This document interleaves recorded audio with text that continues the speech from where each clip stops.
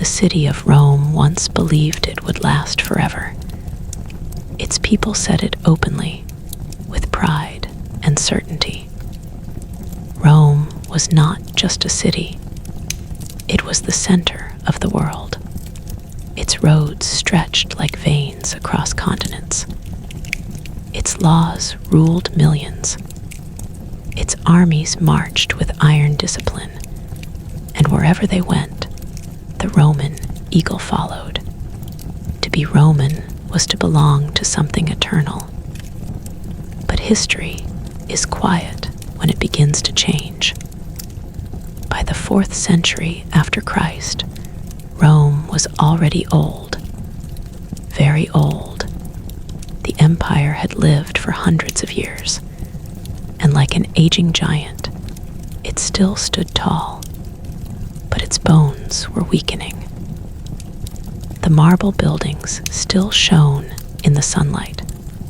The forums were still busy with voices and footsteps. Senators still debated beneath painted ceilings. Yet, beneath all of this, something fragile was forming. A slow crack, almost invisible. Rome had grown too large. From the cold lands of Britain to the burning sands of Africa, from the Atlantic Ocean to the edges of Persia, the empire was stretched thin. Messages took weeks to travel. Orders arrived too late. Governors acted like kings. Soldiers guarded borders they barely understood against enemies they no longer feared enough. The Roman army had once been the greatest force the world had ever seen. Farmers became soldiers. Soldiers became legends. Discipline was harsh, but loyalty was strong. Now things were different. Roman citizens no longer rushed to join the legions. Service was long. Pay was uncertain. Danger was constant. Instead, Rome began to rely on outsiders, men from foreign lands, warriors called barbarians by Roman writers, Goths, Franks, Vandals. They fought for Rome, wore Roman armor, and followed Roman generals. But they did not always feel Roman in their hearts. Inside the empire, life was changing too. Wealth gathered in fewer hands. Huge estates replaced small farms. Poor citizens crowded into cities, surviving on free grain and public games. Bread and circuses, the poets called it. As long as people were fed and entertained, they stayed quiet. But this quiet was not peace. It was exhaustion. Taxes were heavy. To fund the army, the palaces, and the endless wars, emperors demanded more every year. Farmers abandoned land they could no longer afford to work. Trade slowed. Coins lost value. Trust faded. When money loses meaning, fear takes its place. And above all, Rome was no longer united in spirit. For centuries, Romans believed in the old gods: Jupiter, Mars, Venus, gods of war, power, and victory, the gods of empire. But a new faith was spreading, quietly at first: Christianity. It spoke of humility, forgiveness, and a kingdom not of this world. At first, Rome feared it. Then Rome accepted it. Then Rome changed because of it. Emperor Constantine made Christianity legal. Later emperors embraced it fully. Temples closed. Churches rose. The old rituals faded. Some welcomed this change. Others felt something ancient had been lost. Rome no longer believed in itself the way it once had, not as a divine force, not as destiny. At the same time, the empire split in two. One emperor ruled the west, from Italy. Another ruled the east, from a new city called Constantinople. The Eastern Empire was richer, safer, and more organized. The West was poorer, weaker, and under constant threat. Still, both halves called themselves Roman. Still, both believed the empire would survive. Beyond the borders, the world was moving. In the forests and plains north of the empire, tribes were on the move. They were not a single people. They were families, warriors, children, elders. They traveled with wagons, animals, and weapons. Some fled hunger. Some fled enemies even more terrifying than Rome. The Huns were coming from the east, riding fast horses, striking like storms. Entire tribes ran from them, straight toward Roman lands. The Roman borders were marked by rivers and walls. The Rhine, the Danube. These lines had held for centuries, but now pressure was building. Night after night, Roman soldiers watched the darkness on the far side of the river, hearing sounds they did not understand. Fires flickered. Voices carried in the wind. The empire felt the tension, like a held breath. In Rome itself, emperors rose and fell quickly. Some ruled for years, others for months. Assassination became common. Loyalty was bought, not earned. Generals made emperors. Soldiers decided politics. Power no longer came from the Senate or the people. It came from the army, and the army was tired. Rome was still strong on paper, still vast, still feared. But strength is not just size. It is unity. It is belief. It is purpose. And Rome was losing these things slowly, quietly, year by year. No one announced the beginning of the fall. There was no single moment, no trumpet call. Life went on. Markets opened. Laws were passed. Emperors gave speeches. Yet the foundation was weakening, stone by stone. Soon, the borders would break. Soon, enemies would not just knock, but enter. Soon, the unthinkable would happen to the city that believed it was eternal.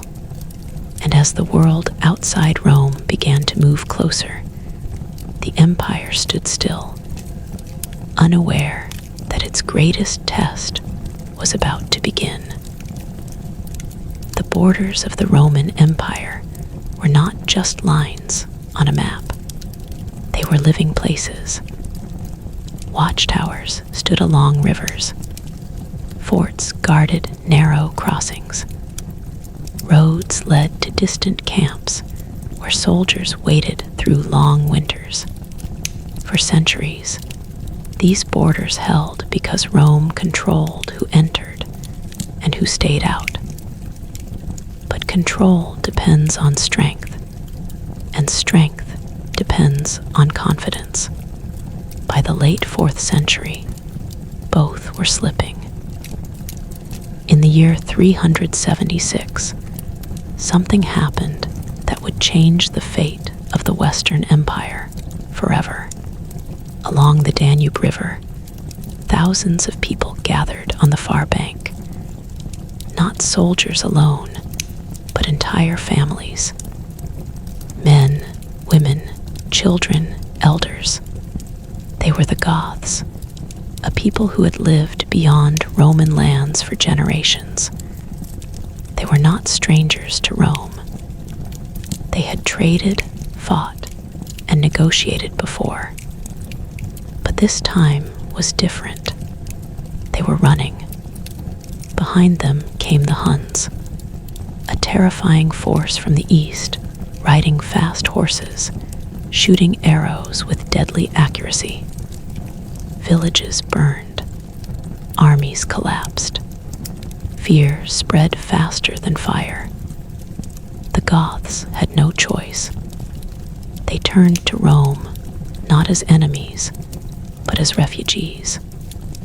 They asked for permission to cross the river and settle inside the empire. Roman officials debated. Some saw danger. Others saw opportunity.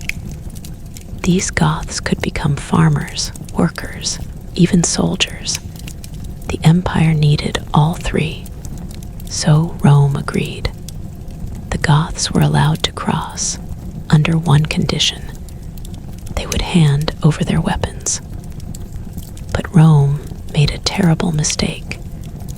The officials in charge were corrupt and cruel. They failed to provide food.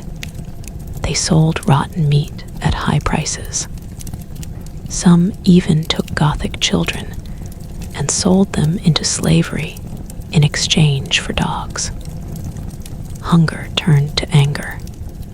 Anger turned to rage. The Goths still had weapons. In 378, near a place called Adrianople, the Roman army marched to face them. Emperor Valens himself led the troops. He was impatient. He wanted glory. He attacked without waiting for reinforcements. The Roman legions advanced under the hot sun, confident in their discipline and training. They were surrounded. The Gothic cavalry crashed into the Roman flanks. Infantry broke formation. Dust filled the air. Commands were lost in the noise. The Roman army collapsed. Emperor Valens was killed, his body never found. It was one of the worst defeats in Roman history. For the first time in centuries, a Roman emperor had died at the hands of barbarian forces on Roman soil. The shock was enormous. Rome had always believed it could control the barbarian world. Now the barbarian world had defeated Rome in open battle. The empire survived, but something inside it broke that day.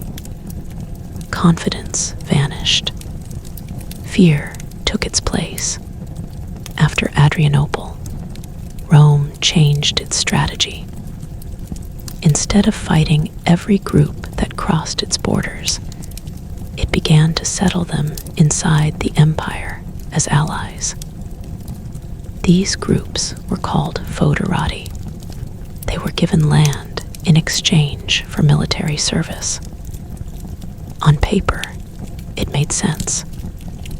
In reality, it created a dangerous imbalance. These warriors fought for Rome, but they followed their own leaders. They lived by their own laws. They remembered how Rome had treated them. One of these leaders was a man named Alaric. Alaric was a Goth. He had fought for Rome. He knew its strengths and weaknesses. He watched Roman generals argue, emperors hesitate, and officials betray their people. He wanted respect. He wanted land for his followers. Most of all, he wanted Rome to treat the Goths as equals. Rome refused. The Western Empire was now ruled by weak emperors and powerful generals. Court politics replaced battlefield courage. Decisions were delayed. Promises were broken. Alaric marched across the Balkans, then into Italy itself, almost unhindered. Italy had not seen a foreign army in centuries. Villages emptied. Fields were abandoned. Refugees flooded into cities. Panic spread. People prayed in churches, begging for protection. Others remembered the old gods and wondered if they had been abandoned. In the year 410, the unthinkable happened. Alaric's army reached the city of Rome. The walls still stood. The gates were still guarded. But the city inside was starving. The grain supply from Africa had been cut. Disease spread through crowded streets. Senators argued while people died. Rome tried to negotiate, but too late. One night, the gates opened. For 3 days, Rome was looted. Not burned to the ground, not destroyed completely, but humiliated. Palaces were stripped. Temples were robbed. Wealth gathered over centuries vanished in hours. The city that had conquered the world was now at the mercy of outsiders.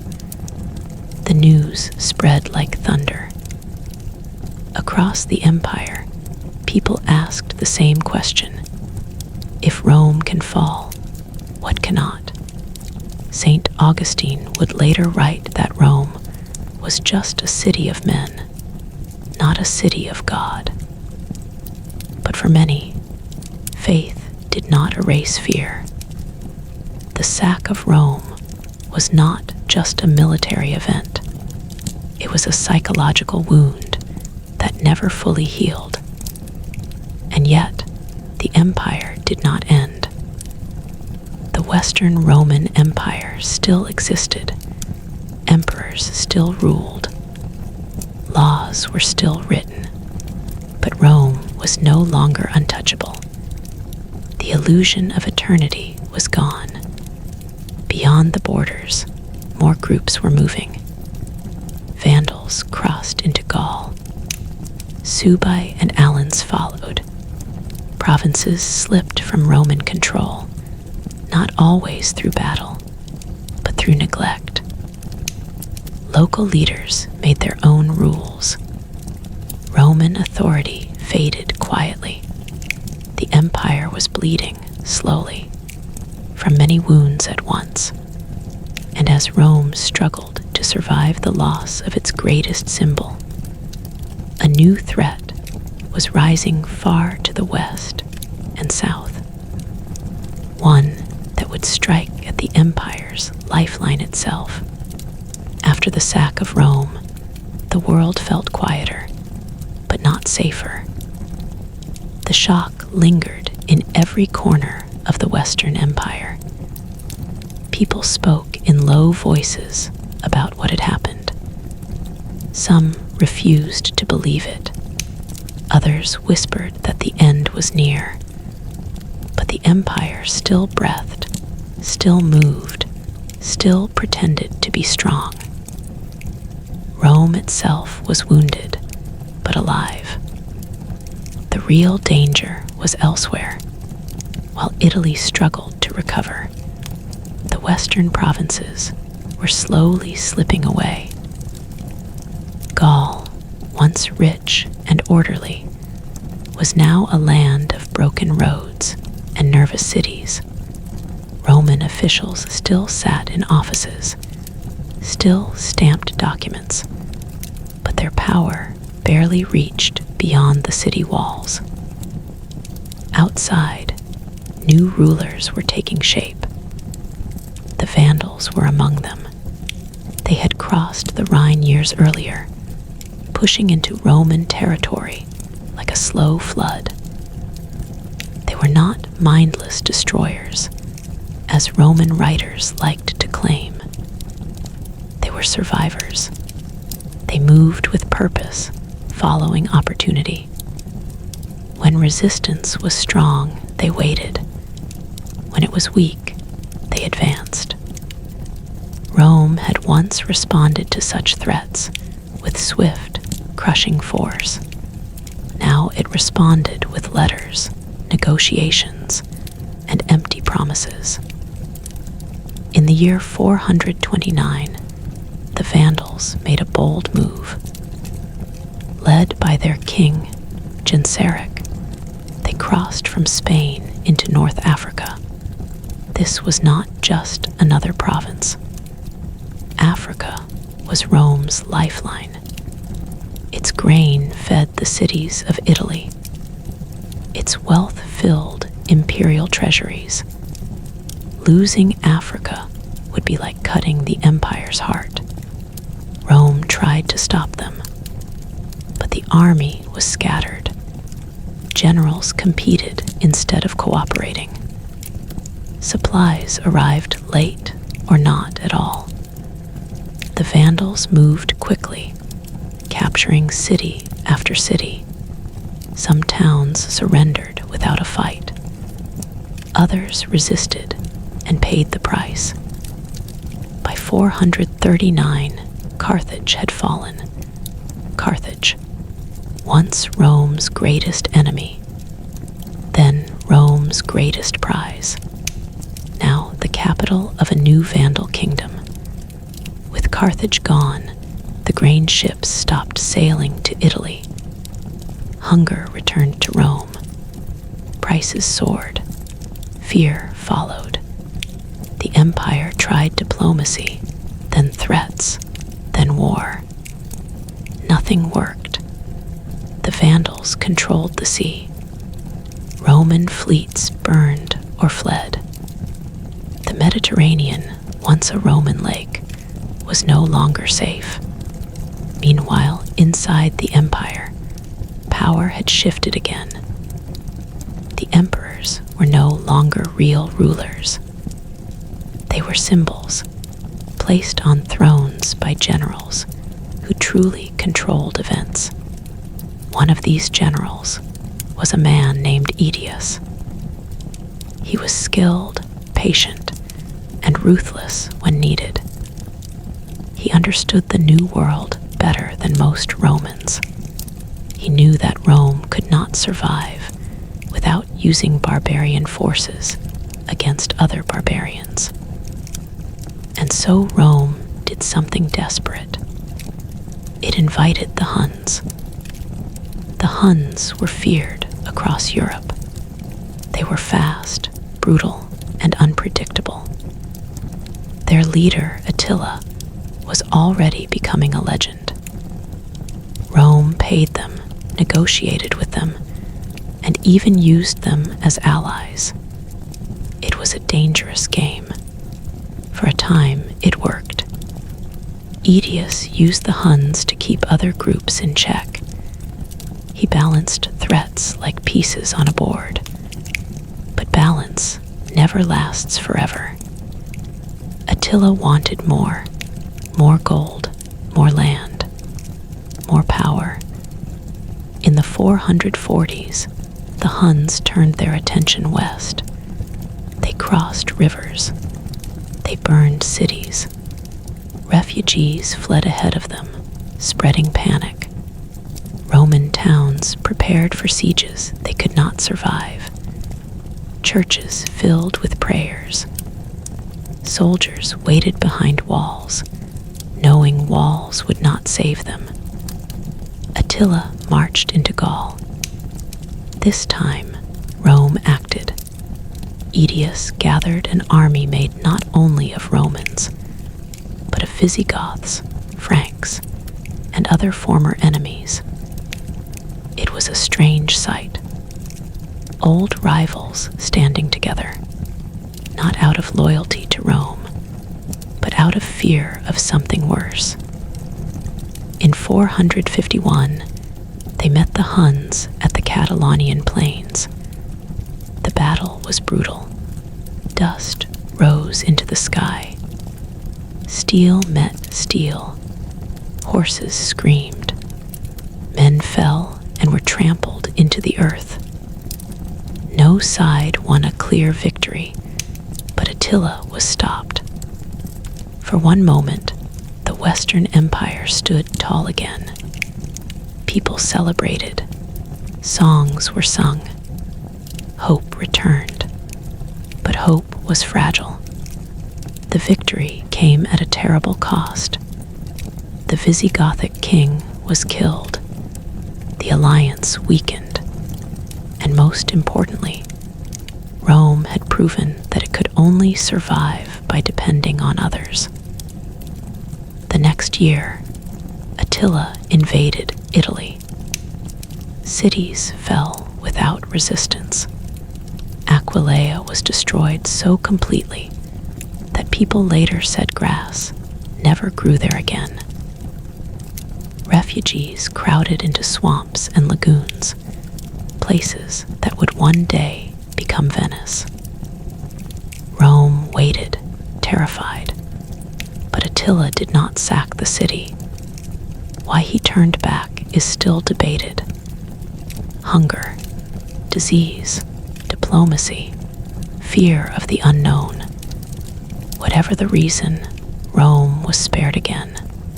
But this mercy did not mean recovery. Soon after, Attila died suddenly. His empire collapsed just as quickly as it had risen.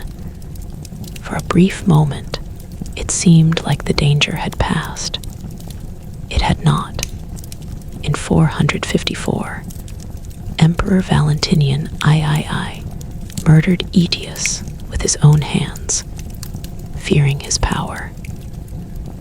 With that single act, Rome destroyed one of the last men capable of holding it together. Less than a year later, Valentinian himself was assassinated. The Western Empire was now adrift. Generals fought each other. Emperors came and went like shadows. The army obeyed whoever paid them. Provinces no longer looked to Rome for protection. They looked inward to local strongmen and kings. And then, in the year 455, the Vandals came again. This time, they sailed directly to Rome. There was no army to stop them, no general to organize resistance. The city opened its gates. For 2 weeks, the Vandals looted Rome more thoroughly than Alaric ever had. Art, gold, sacred objects, even the Empress herself were taken away. Rome was no longer just wounded, it was emptying.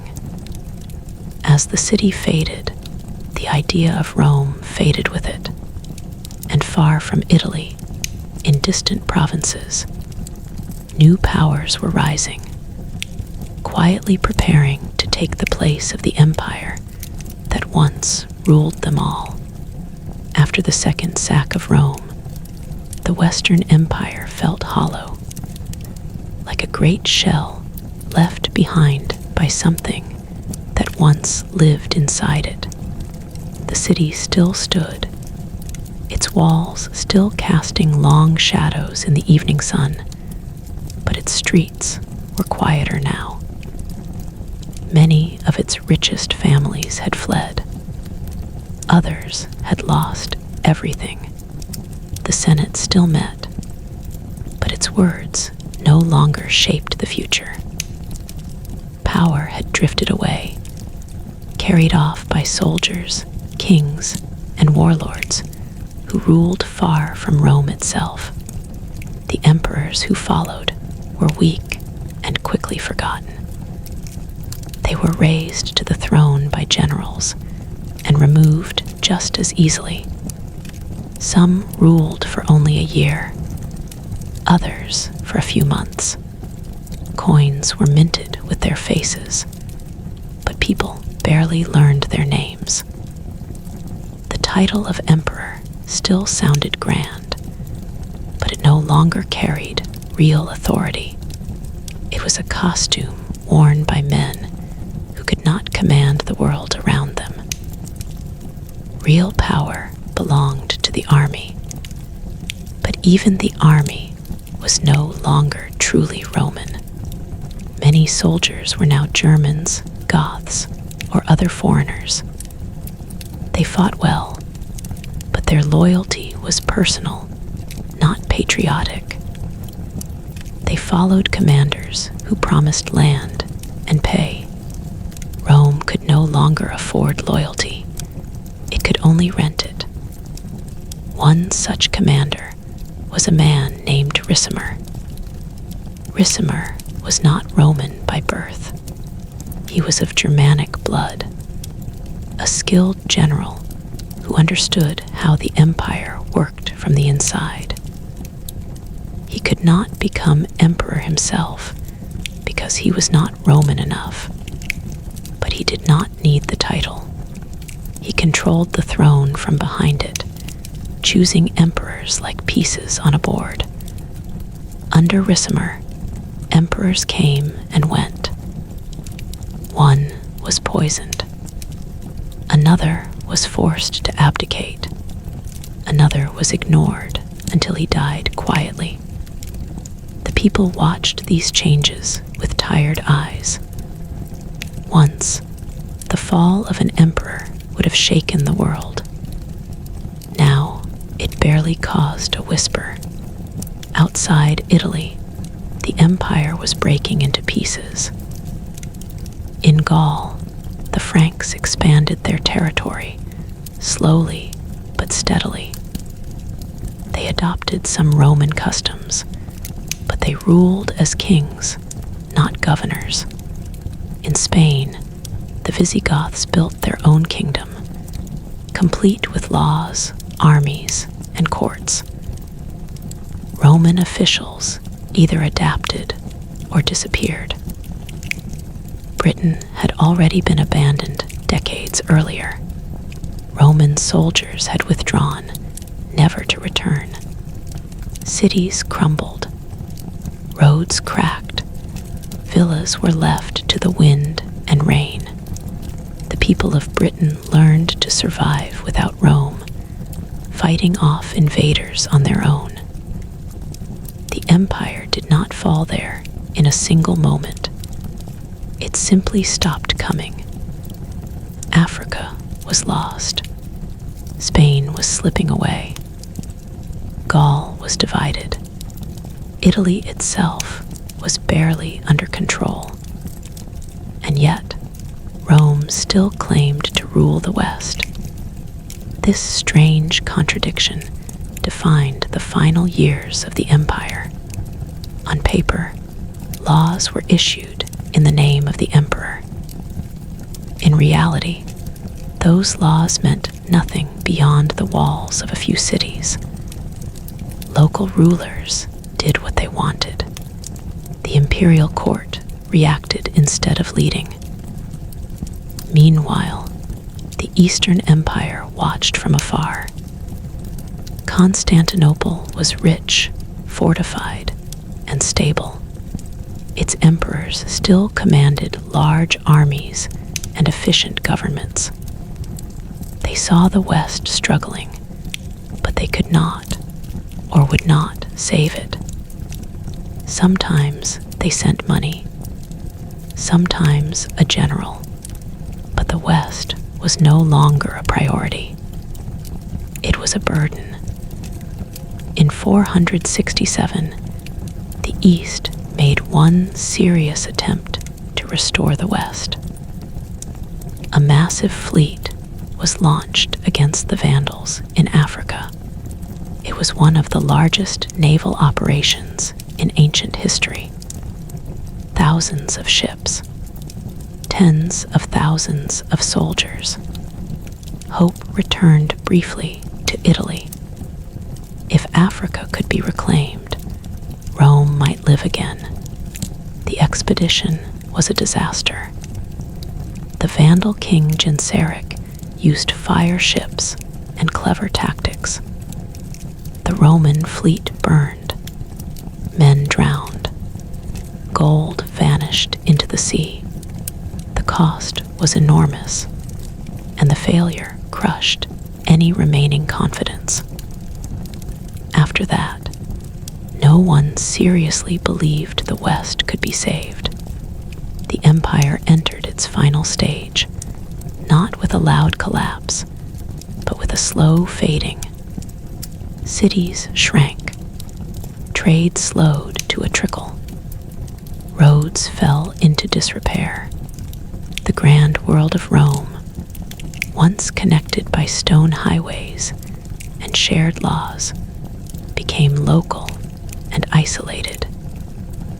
People stopped thinking of themselves as Romans first. They thought of themselves as Goths, Franks, Burgundians, or simply as villagers trying to survive another winter.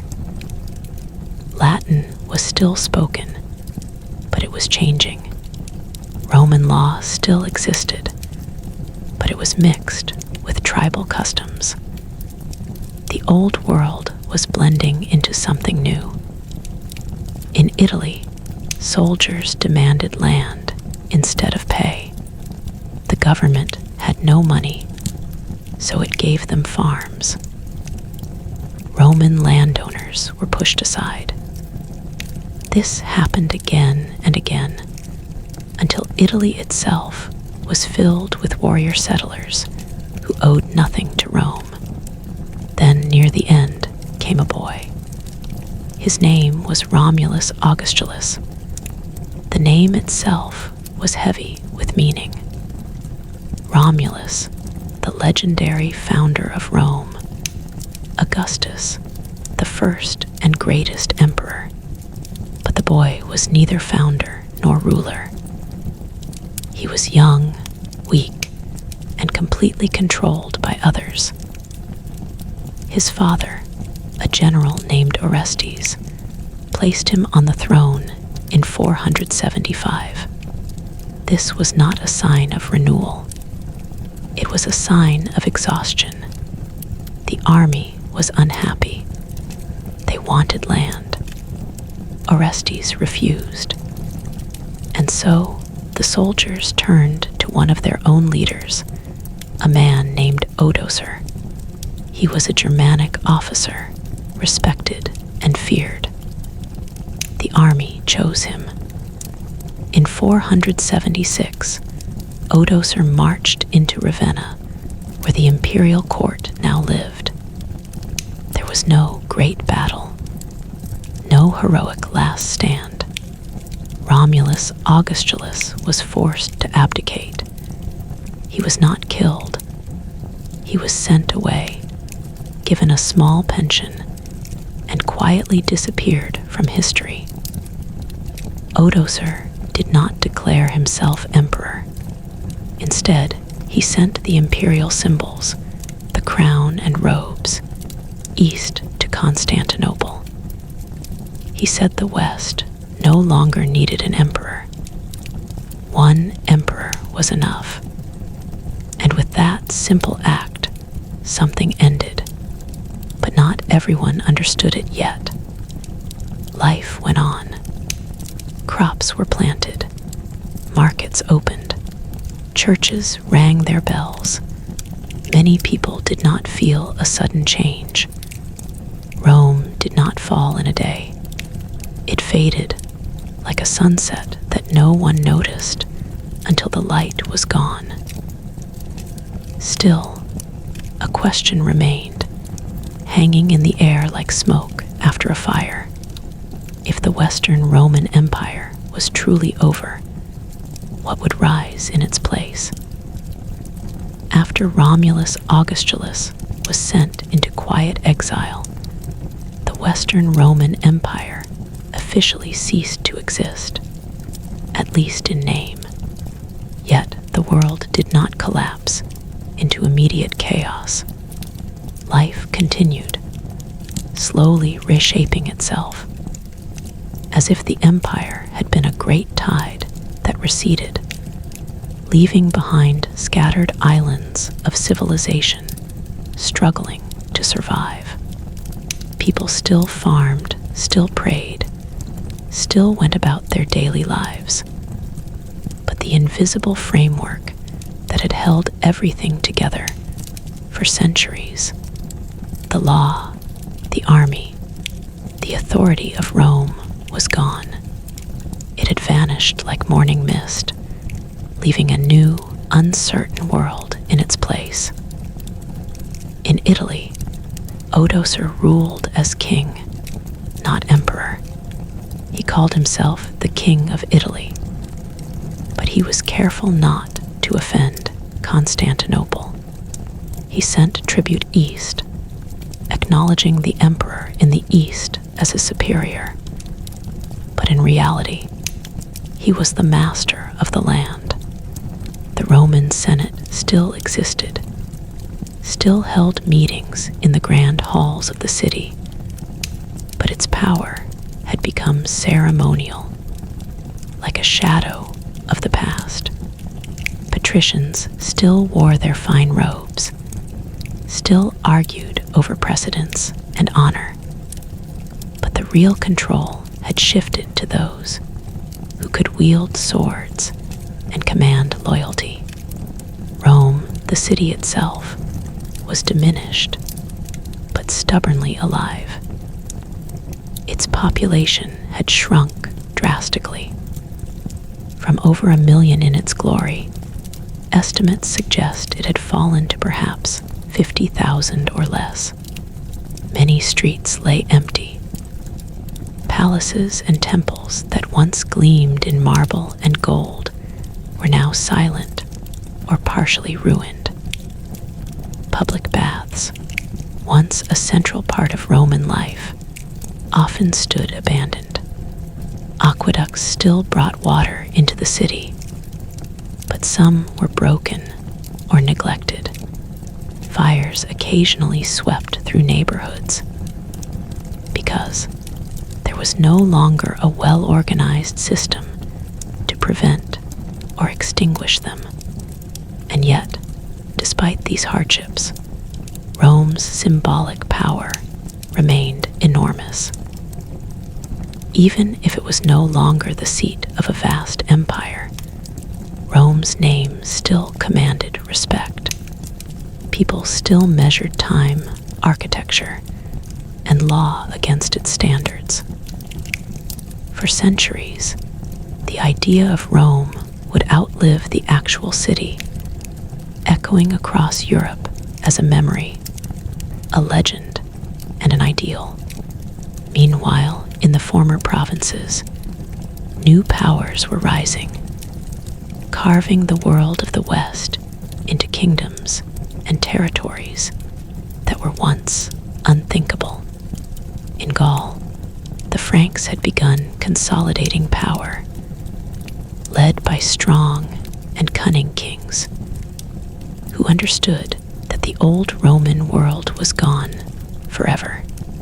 They adopted some Roman customs, laws, administration, even titles, but fundamentally, they ruled by force and loyalty, not imperial mandate. The Visigoths solidified their hold over Spain and parts of southern Gaul, establishing a kingdom that blended Roman structures with their own tribal traditions. These new rulers were often pragmatic. They retained Roman tax systems and legal codes where it benefited them. But they also made sure that their own people had the upper hand, settling them in lands seized from Romans or weaker tribes. Africa, once Rome's breadbasket, was lost to the Vandals. Their kingdom was a constant threat to anyone who relied on Mediterranean trade. Roman merchants feared the seas, which had once been the empire's highway. Ships were ambushed. Coastal towns were raided. Yet the Vandals also created order where Rome no longer could. They built their own system of governance, collected taxes, and even maintained some of the infrastructure, though always for their own benefit. In Britain, the absence of Rome had forced people to fend for themselves for decades. By now, the culture there had shifted entirely. Local chieftains ruled territories that had once been Roman towns. Roads fell into disrepair, walls crumbled, and forts were abandoned or repurposed. Christianity had spread, but pagan beliefs persisted in rural areas. The world of Roman administration was replaced by a patchwork of kingdoms, small but resilient, shaped more by geography and survival than by laws or ideology. Even in Constantinople, in the East, the memory of the West's collapse haunted the imperial court.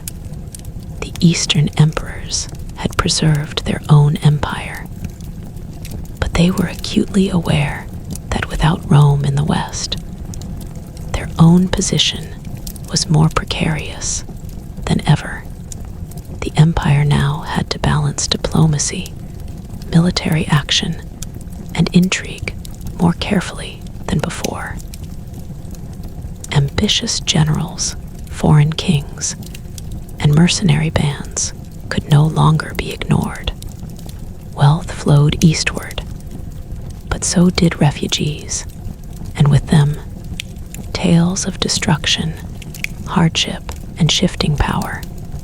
Yet amid all this political and social upheaval, a more subtle transformation was occurring, one that historians would only fully understand centuries later.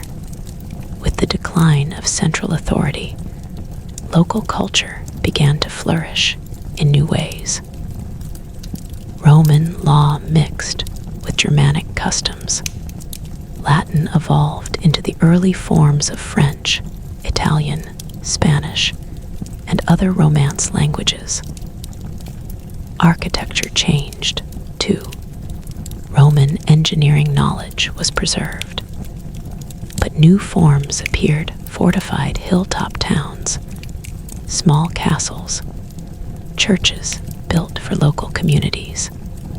The urban world of Rome slowly gave way to the rural and defensive world of the medieval period. Christianity played a central role in this transformation. The Church had survived the political chaos of the late Empire, and in many ways, it became the stabilizing force that replaced Rome's authority. Bishops took on administrative roles. Monasteries became centers of learning, and the liturgy and rituals of the Church helped maintain continuity in a time when emperors and armies could no longer guarantee order. Faith became intertwined with governance. The moral authority of bishops and abbots often outweighed that of kings and generals, at least in the eyes of ordinary people. In Italy, Odoacer's rule set the tone for a new kind of leadership. It was personal rather than institutional. Power depended on loyalty and skill, not on laws or tradition. Odoacer dealt with rival factions, negotiated with the East, and tried to keep the peace. But he knew that any ruler in this era had a fragile hold on authority. One wrong move could spark rebellion or invite invasion. In this sense, the fall of Rome was not a sudden event, but a prolonged transition from the certainty of imperial rule to the precariousness of the early medieval world. Even so, nostalgia for the old Rome never vanished. People remembered its grandeur, even as it faded from daily life. Tales of Caesar, Augustus, and Constantine were still told. The Forum, even in ruin, inspired awe. Senators and citizens alike debated endlessly over the meaning of Rome's collapse. Was it divine punishment, human folly, or simply the unstoppable march of time? Opinions varied, but the question itself demonstrated that Rome's influence was not just political, it was cultural, moral, and psychological.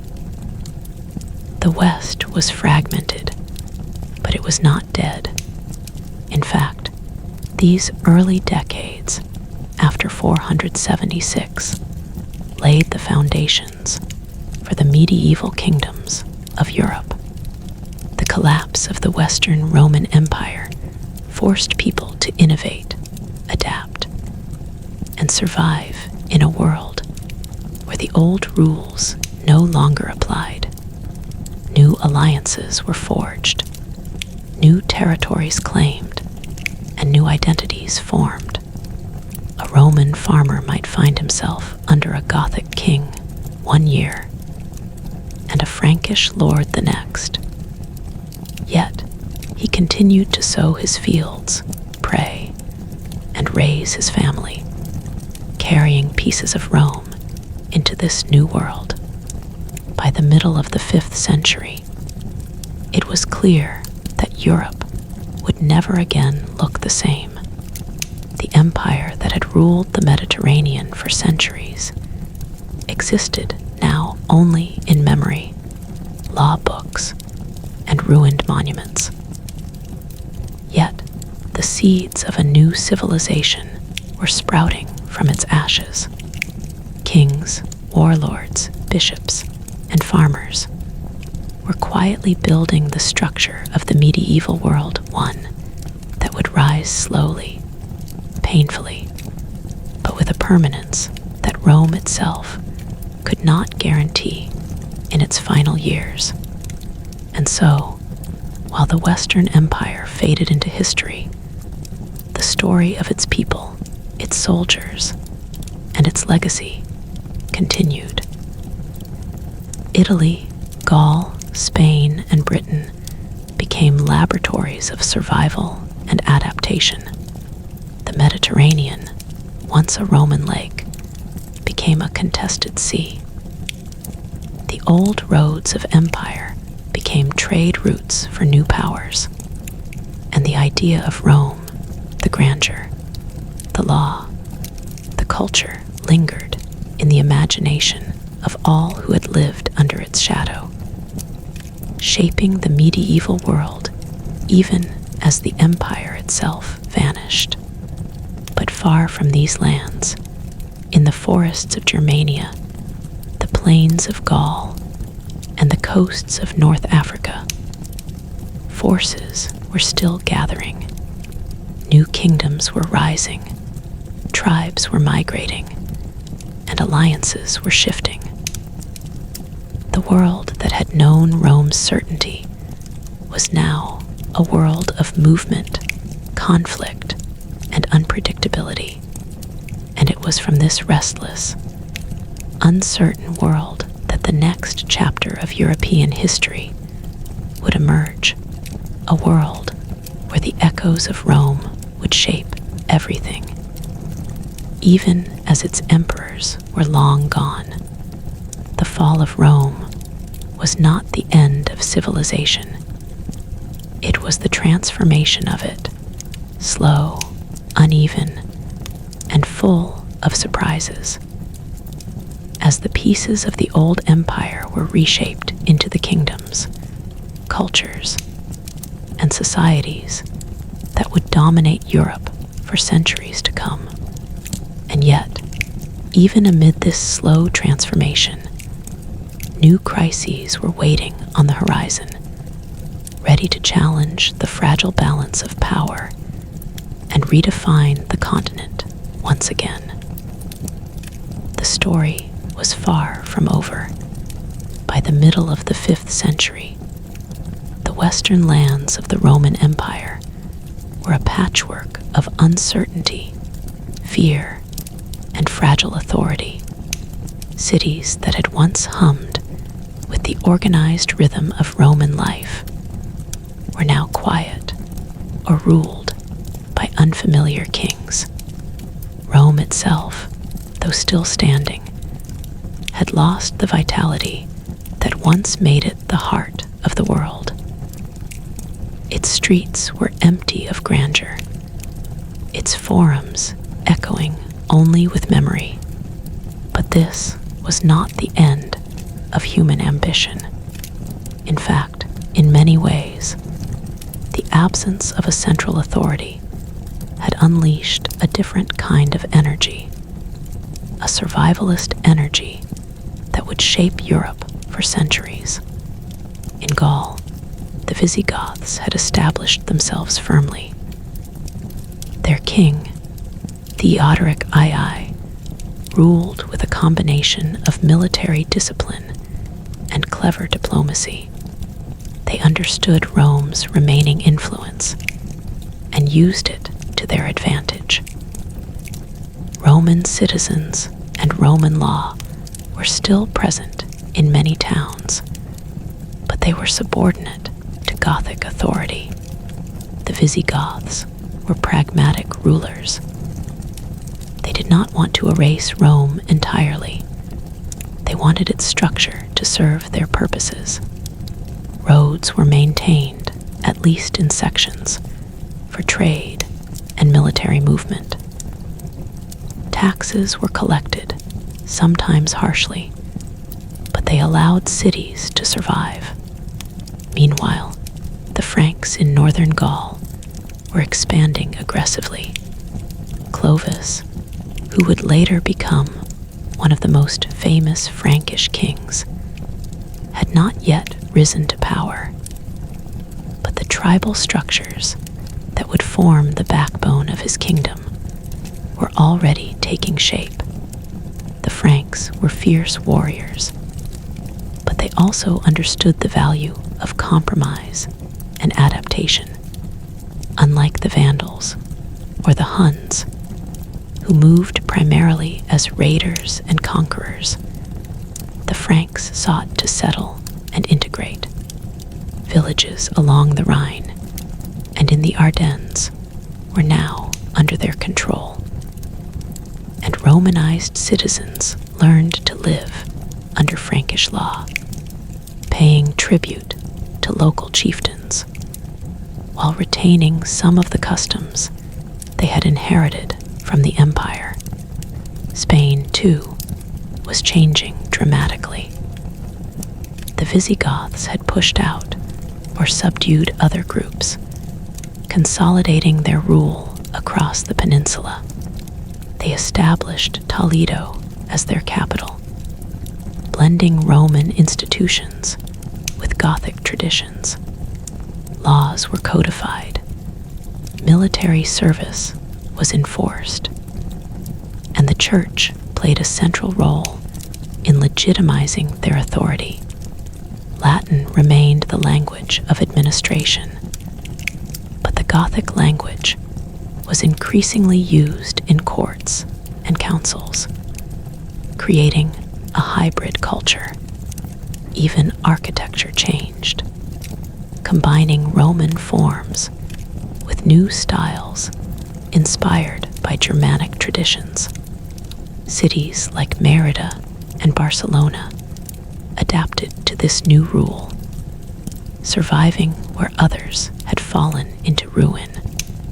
North Africa remained under Vandal control, and the Vandals were a persistent threat to any attempts to reclaim Roman authority. Their control of the seas allowed them to raid Italian ports and disrupt Mediterranean trade. Rome's Rome's supply lines were permanently altered. The empire no longer had secure access to the grain and wealth that had once flowed from Africa. Yet the Vandals were also administrative. They levied taxes, maintained a military presence, and managed to govern a population that was still largely Roman. Their kingdom was an early example of a post-Roman state, where former imperial lands were ruled by a foreign power, but maintained many of the same systems for their own advantage. Amid these shifting political landscapes, ordinary people lived lives of quiet adaptation. Farmers tilled fields with less fear of imperial conscription, but more fear of raids from wandering bands or rival kings. Artisans continued their crafts, producing goods for local markets rather than for distant imperial centers. Merchants traveled cautiously, avoiding territories controlled by hostile groups. Life became more local, more immediate. The grand vision of a unified Mediterranean civilization was gone, replaced by a network of small, interdependent communities. The church, however, had emerged as a powerful stabilizing force. Bishops wielded influence far beyond their religious roles, often acting as judges, advisors, and even negotiators between kingdoms. Monasteries became centers of learning, preserving manuscripts and educating the next generation. Christian ritual provided continuity when everything else had fractured. Festivals, processions, and daily prayers became markers of time and identity in a world where emperors and armies could no longer provide order. Despite this fragile stability, threats continued to loom. In the north and east, the Huns, once a terrifying force under Attila, had fragmented into smaller groups. Yet their legacy remained. Tribes that had fled before them, like the Goths and Vandals, were now settled within former Roman territories. But the fear of sudden raids and violent upheaval was never far from people's minds. In many ways, Europe had entered a period of chronic tension, a world where borders shifted regularly, and power was measured less by laws or cities than by the ability to raise a sword or a shield. Italy, under Odoacer, became a microcosm of this new era. Cities like Ravenna thrived under his rule because he maintained order and respected local structures. But Rome itself continued to decay. Roads fell into disrepair. Aqueducts collapsed. Many public buildings were abandoned or looted.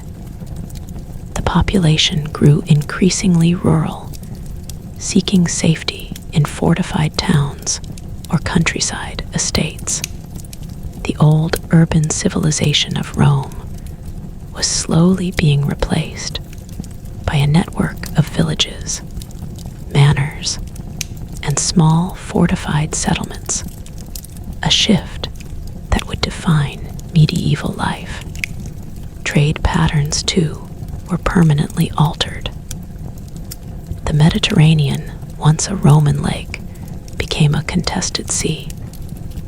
Pirates, Vandals, and rival kingdoms disrupted shipping.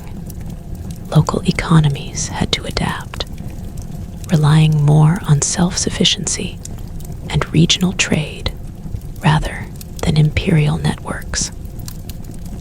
Coins lost some of their value. Barter became more common. This decentralization of economy mirrored the decentralization of power.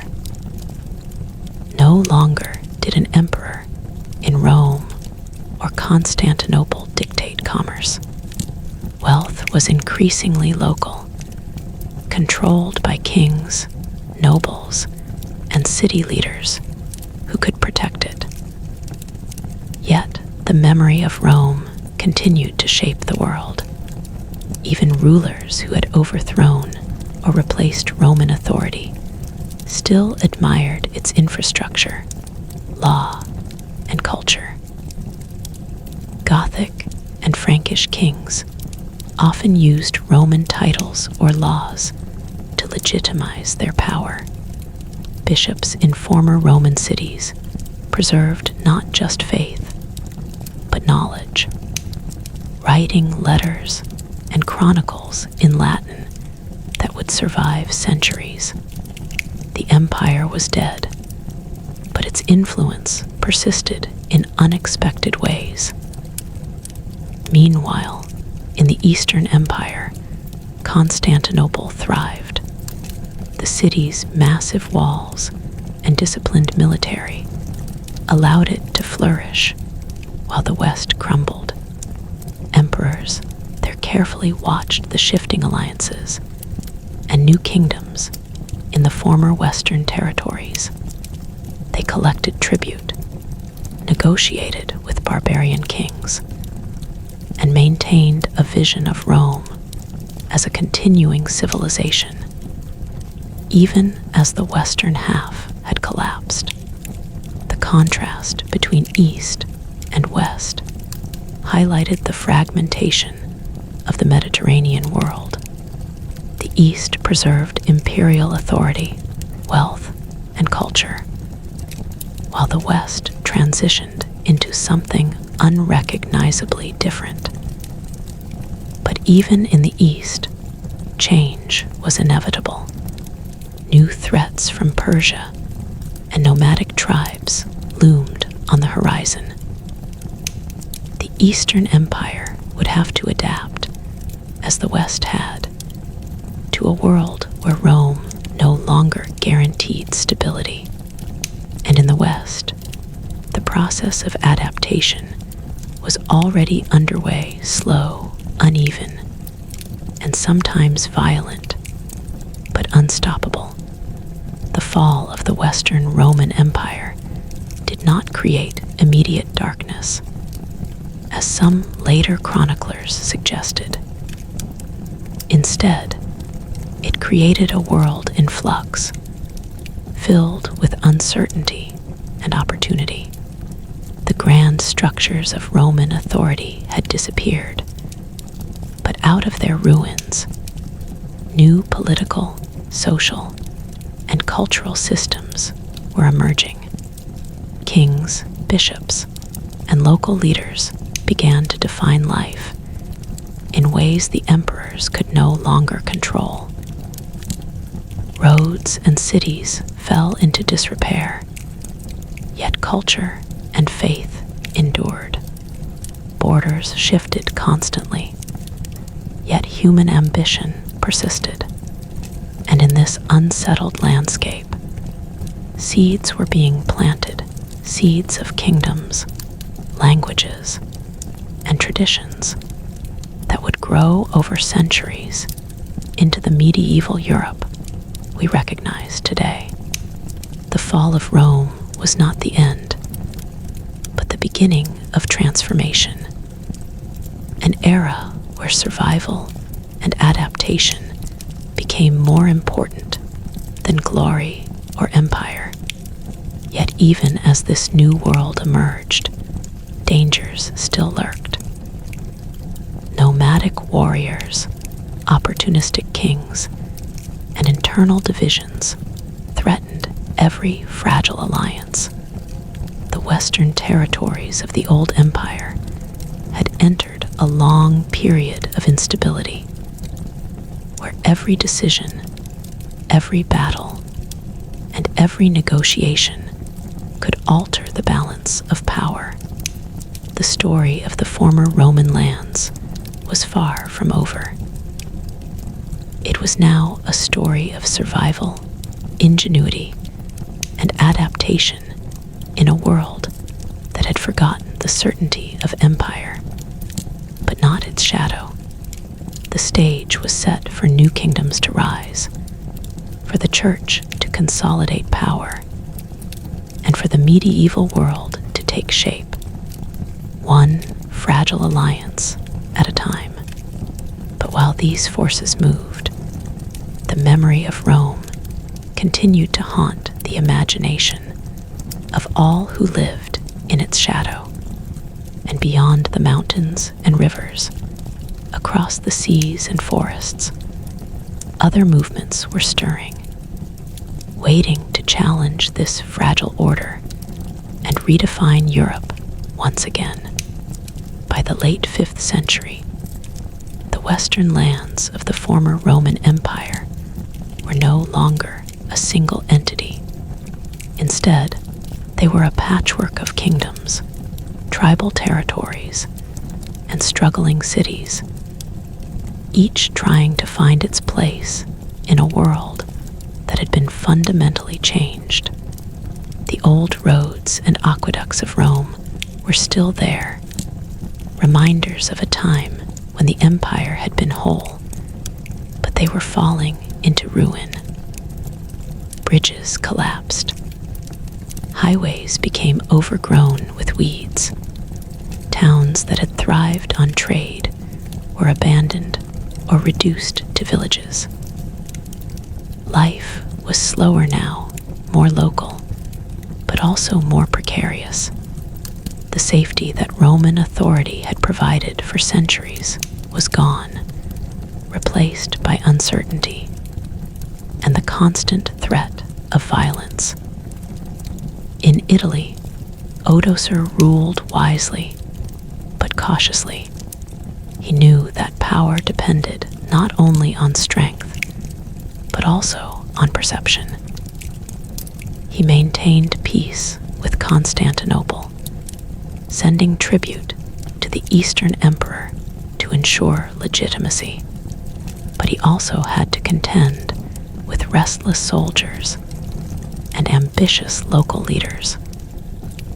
The Roman Senate, though diminished, still existed, and Odoacer used it to reinforce his authority by honoring old Roman traditions, holding games, and maintaining ceremonies.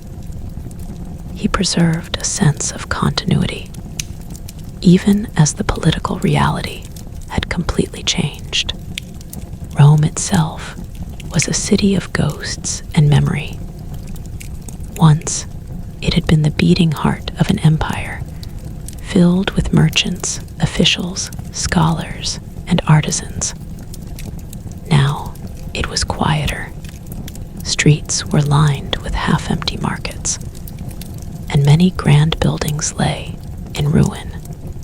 The Forum, once crowded with politicians, merchants, and citizens debating matters of the state, echoed with emptiness. Yet, even in decay, the city retained an aura of power. People continued to look to Rome, even when the emperors who ruled there were no longer relevant. Its name carried weight across Europe, reminding everyone of what had been lost and what might never return. North of Italy, Gaul was changing under the rule of the Franks and the Visigoths. The Franks, in particular, were beginning to consolidate power in the north, slowly forming a kingdom that would eventually dominate much of Western Europe. They were warriors, but also pragmatic rulers.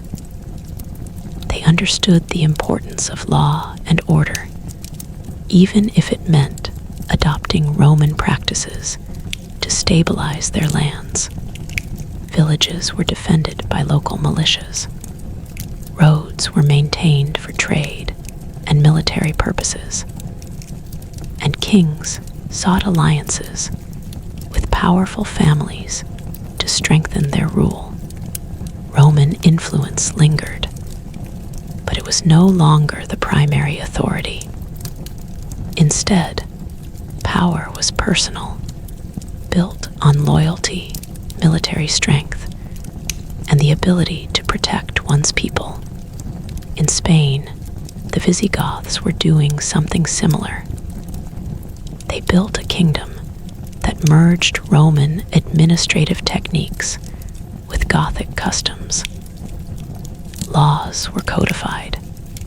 Bishops and church leaders played important roles in governance.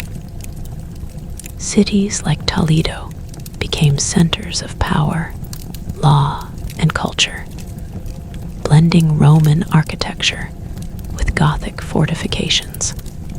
The Visigoths were careful to maintain Roman roads, aqueducts, and irrigation systems where it served them, recognizing that these structures were vital for sustaining population and trade.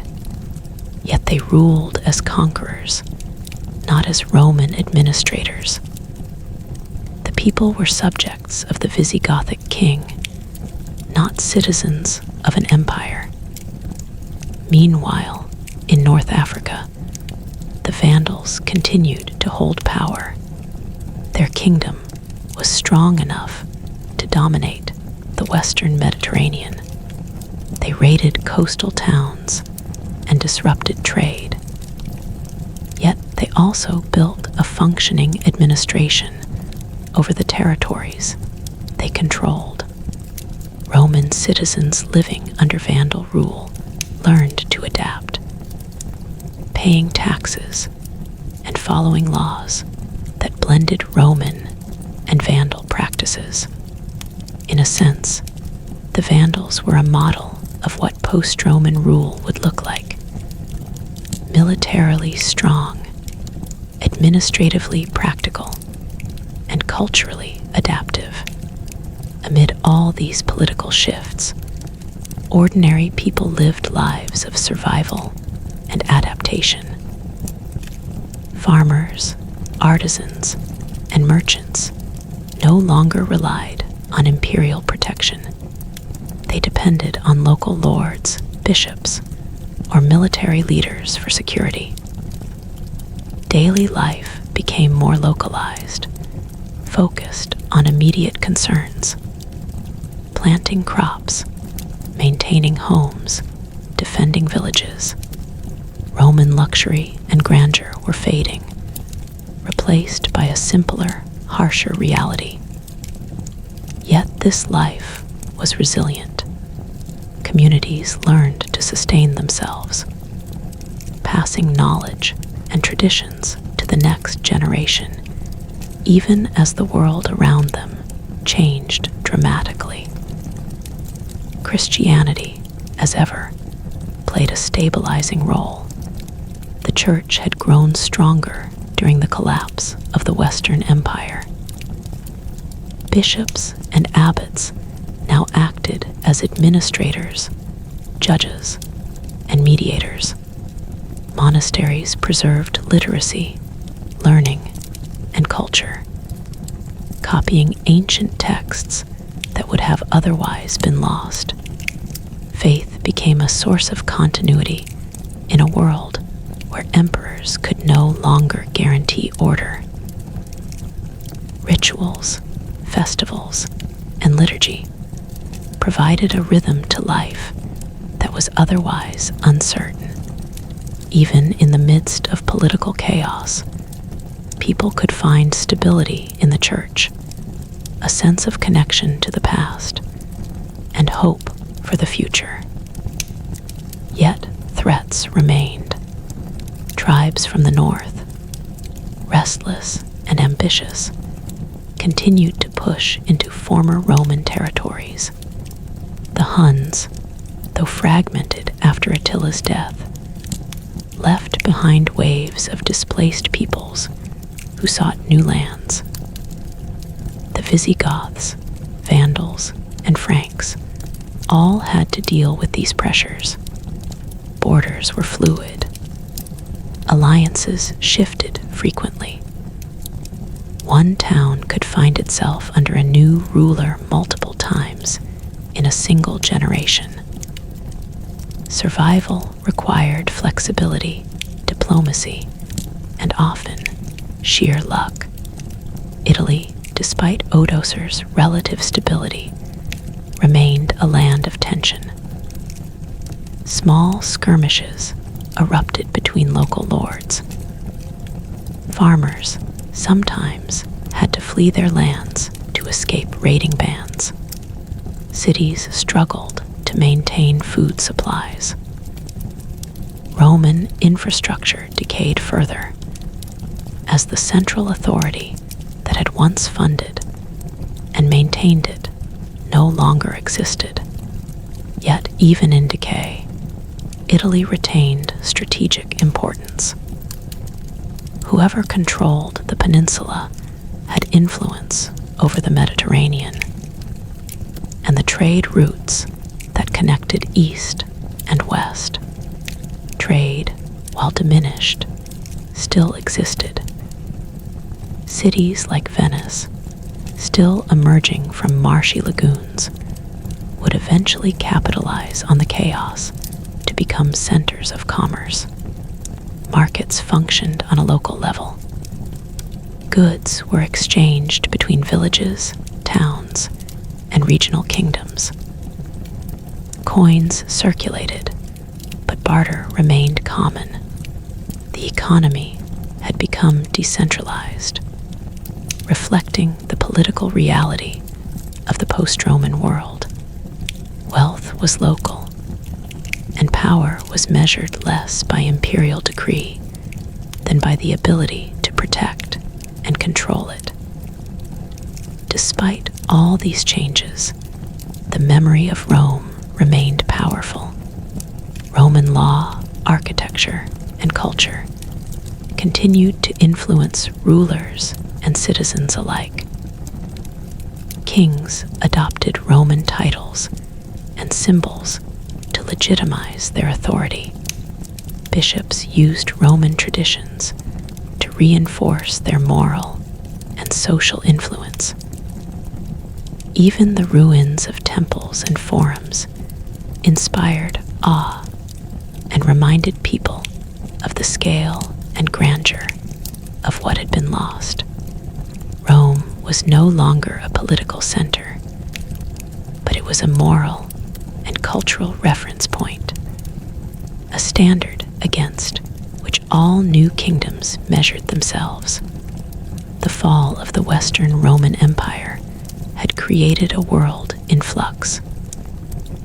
Authority was personal, localized, and fragile. Power was measured by loyalty, military strength, and the ability to protect subjects. Life became more rural, more defensive, and more immediate.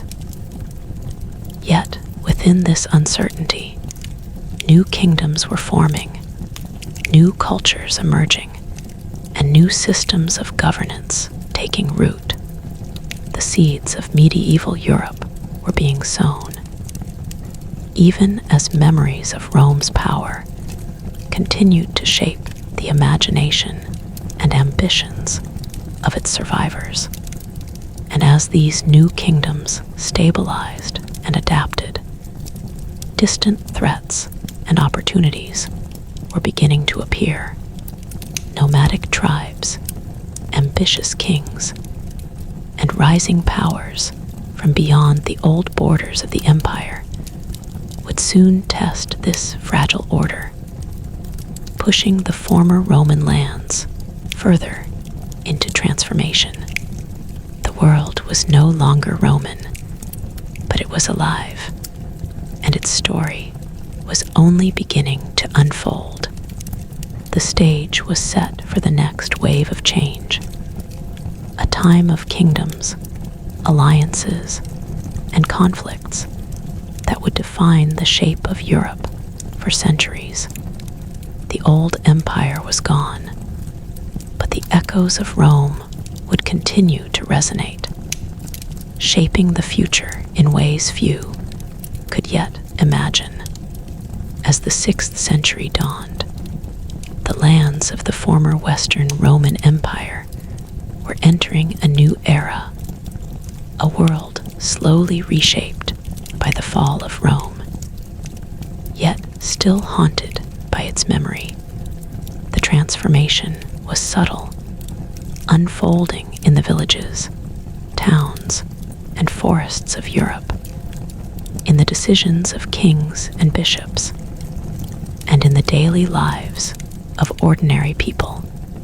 The grandeur of imperial authority had vanished, but life persisted, resilient and adaptive. And from its persistence, new structures of power began to emerge. In Italy, Odoacer's rule had lasted for decades, providing a semblance of stability in a region that had seen so much turmoil. He had established alliances with local Roman elites and respected the remaining institutions of the old empire, creating a hybrid governance that combined Roman forms with Germanic military strength. Yet even as he ruled, Italy remained a land of uncertainty. Old roads decayed, aqueducts were only partially maintained, and many cities had lost their populations to rural flight or war. The countryside became the true backbone of survival. Farmers and landowners, often armed and organized into local militias, controlled the land in ways that the old Roman state once did. The idea of empire was present in name only. In reality, it was the sword and loyalty that defined power. Beyond Italy, the former provinces were rapidly adapting to a post-Roman reality. In Gaul, the Franks were consolidating their influence under strong leaders who understood the importance of both war and diplomacy. They absorbed Roman customs, using law, taxation, and city administration to strengthen their rule. But they did so on their own terms. In cities like Paris and Lyon, Roman architecture and urban planning persisted, but local kings wielded ultimate authority.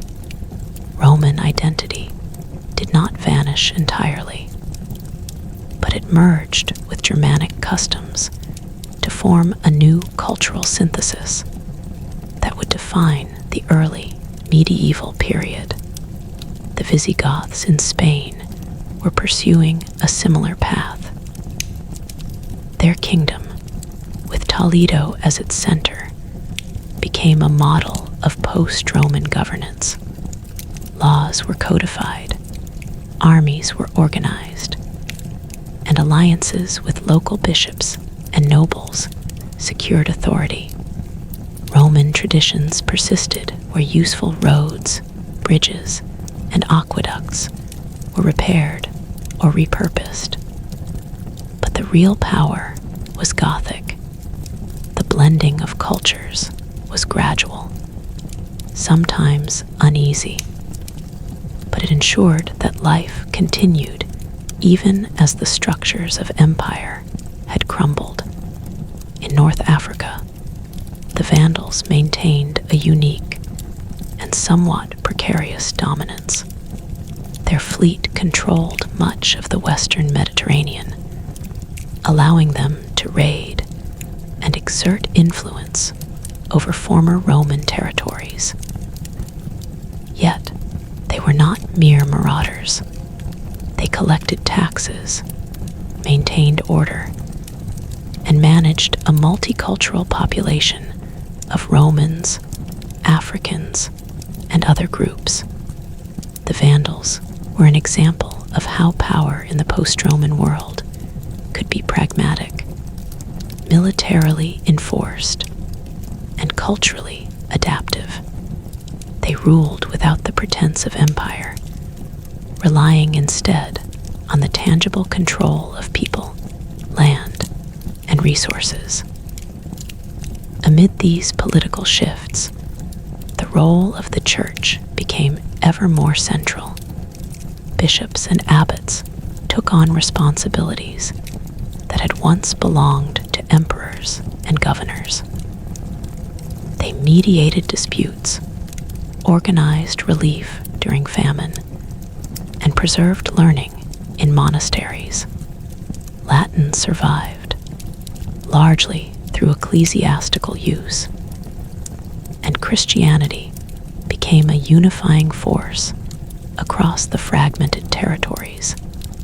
The church provided continuity, moral authority, and stability, often acting as the glue that held communities together when political authority was fragile or absent. Trade and economy had also transformed dramatically. The Mediterranean, once dominated by Roman fleets and imperial commerce, became contested. Pirates, Vandals, and rival kingdoms disrupted shipping routes.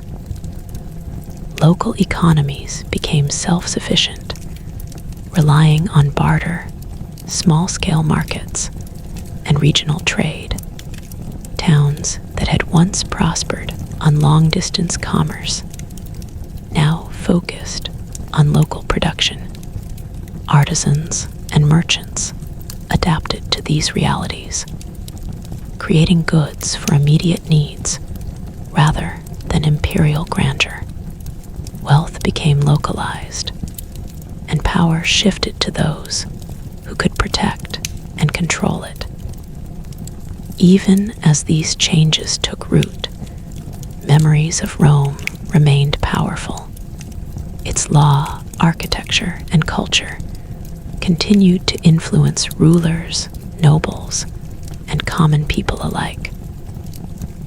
Gothic and Frankish kings adopted Roman titles and symbols to legitimize their rule.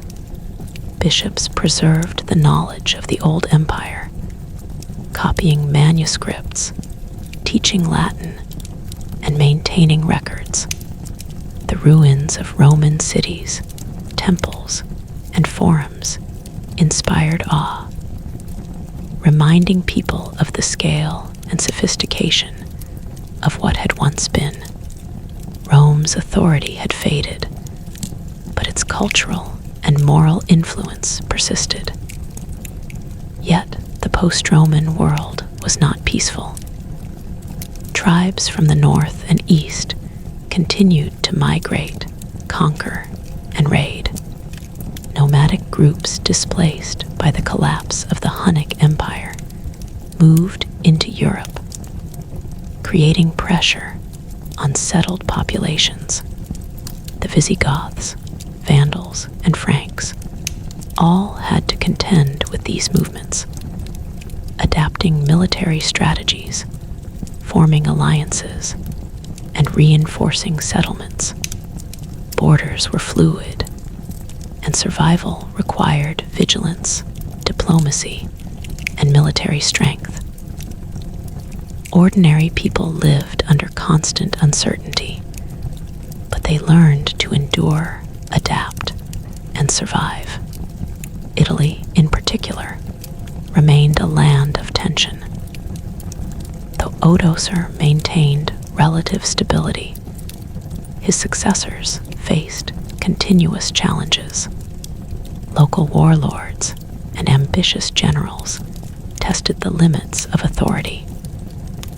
Peasants sometimes fled villages threatened by raiders or rebellious soldiers. Cities struggled to maintain food and resources, and yet, amidst this fragility, new forms of organization were emerging. Towns were fortified. Local leaders wielded more authority. And life slowly adjusted to a world where empire was no longer a guarantee of security. The East, centered on Constantinople, continued to preserve the imperial ideal. Its emperors maintained wealth, armies, and bureaucracy, carefully observing developments in the West. They sent envoys, collected tribute, and occasionally intervened militarily. But the Western territories were no longer their priority. Constantinople's survival contrasted sharply with the West's fragmentation, highlighting the divergence between the two halves of the former empire. The East preserved Roman authority, wealth, and culture, while the West entered a slow transformation into what would later become medieval Europe. And yet, even in the East, pressures were emerging. Nomadic tribes from the steppe, ambitious Persian rulers, and internal political struggles tested the resilience of Constantinople. The empire had learned from the West's collapse, but it was far from immune to the forces that had reshaped Europe. Stability required constant vigilance, strategic diplomacy, and careful management of military resources. Amid all this change, ordinary life continued. People farmed, traded, worshipped, and raised families. Roman roads and aqueducts decayed, but some were maintained for practical use. Villages and towns adapted to a new rhythm of life, emphasizing local production and defense. Cultural continuity persisted through language, law, and religion, even as the political structures that had once enforced it disappeared. The fall of the Western Roman Empire had created a world of flux, uncertainty, and opportunity. Authority was no longer centralized.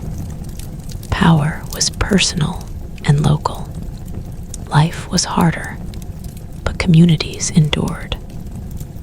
Trade, economy, and culture adapted to new realities.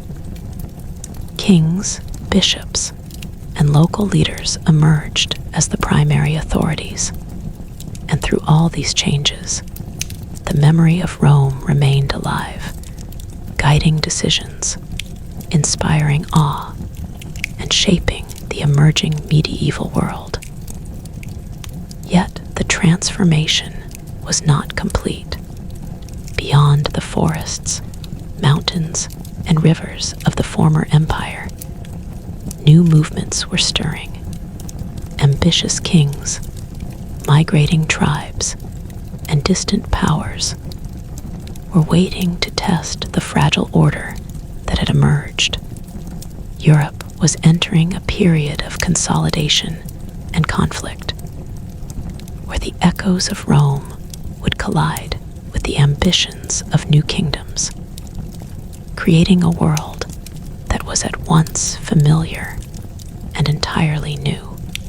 The story of Rome had shifted from empire to memory, from authority to legacy, and while the Western territories adapted, survived, and evolved, the stage was being set for the next wave of conflict, expansion, and transformation, a wave that would reshape Europe even more profoundly than the fall of the empire itself.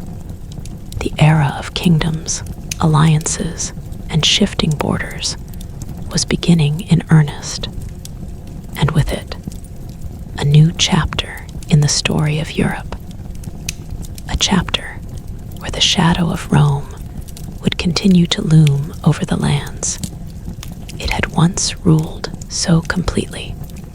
By the 7th century, the western lands of the former Roman Empire had transformed beyond recognition.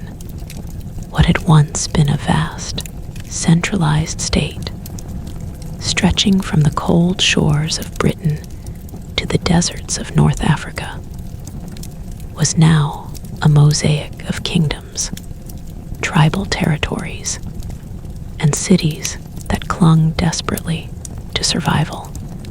Yet despite the chaos and fragmentation, life endured. Villages, towns, and small cities became the new centers of society. In a world where the old imperial authority no longer existed, survival required adaptability, resilience, and cunning.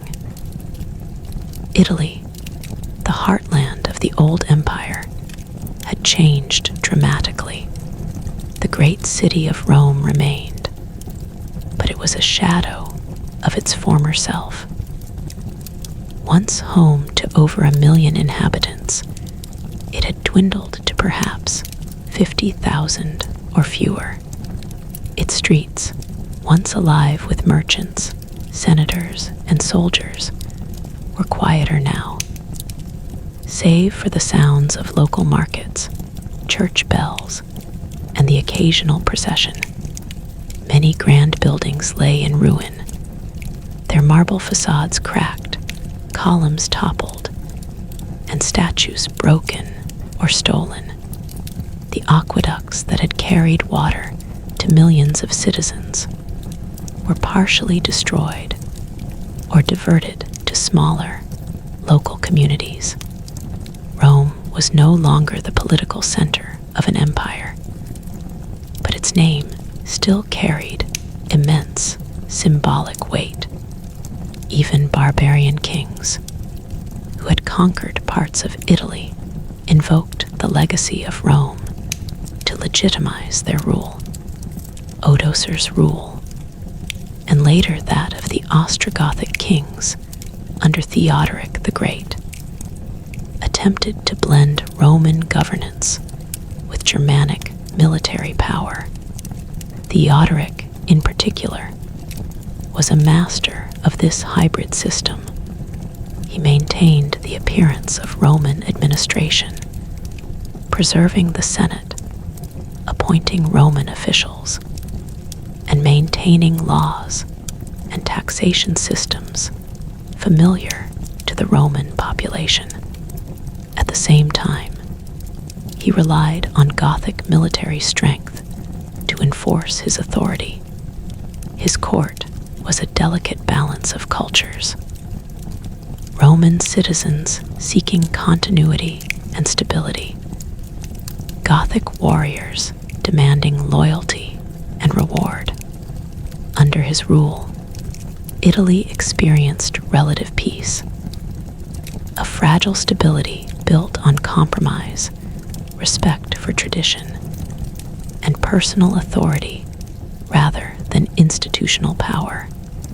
North of Italy, the former Roman provinces of Gaul were being transformed by the Franks. Clovis, who would eventually become the first king to unite much of the Frankish tribes, was rising in prominence. Unlike previous barbarian leaders, he understood the value of combining military might with political and religious legitimacy. Clovis embraced Christianity, which allowed him to gain the support of Roman bishops and the Gallo-Roman population.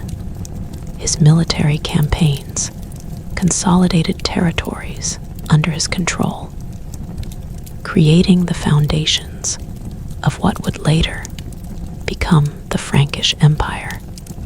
The blending of Roman administrative practices with Germanic military power and Christian ideology marked the birth of a new kind of kingdom, one that owed little to the old imperial system, but retained its intellectual and cultural legacy.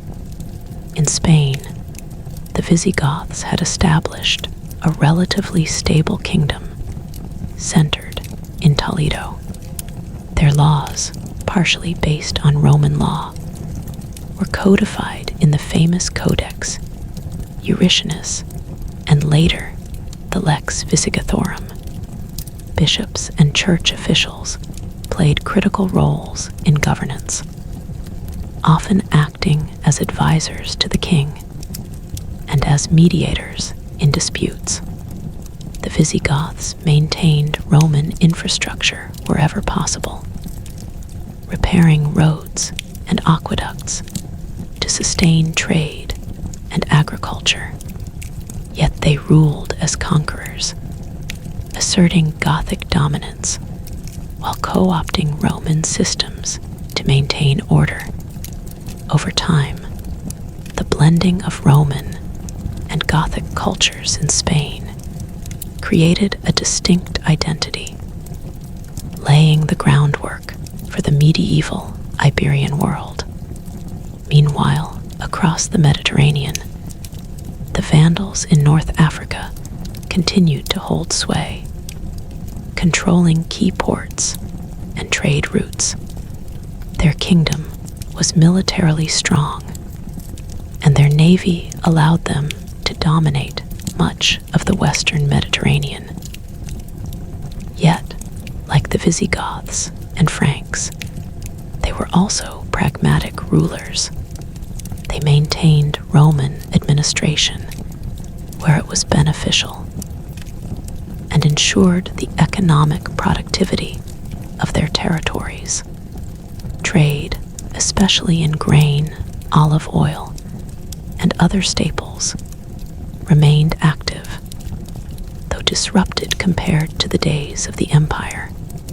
The Vandals' control demonstrated how former Roman lands could be transformed under new rulers, while retaining some continuity of function, even if cultural and political identity shifted dramatically. The Eastern Roman Empire, or Byzantine Empire, continued to thrive in Constantinople, preserving imperial authority, wealth, and culture. The contrast between the East and West was stark. While the West struggled with fragmentation, depopulation, and local conflicts, the East maintained disciplined armies, a sophisticated bureaucracy, and extensive trade networks. Emperors in Constantinople carefully monitored developments in the West, sometimes intervening diplomatically or militarily. But largely, the Western lands had become a distant, semi-autonomous frontier. The East preserved the Roman ideal, even as the reality of empire in the West had vanished. Amid these political shifts, ordinary people continued to adapt to the new world. Farmers tilled the fields, often armed to protect their families from raiders. Artisans continued their work, producing tools, clothing, and goods for local markets. Monks and clerics preserved knowledge, teaching reading, copying manuscripts, and keeping the memory of Rome alive through texts and scholarship. Life was more localized, more dependent on immediate circumstances, yet communities endured. Social and economic networks, while smaller than in the imperial era, were resilient. Villages, towns, and fortified settlements became the bedrock of post-Roman society. Trade patterns also changed fundamentally. The Mediterranean was no longer a Roman lake, uncontested sea.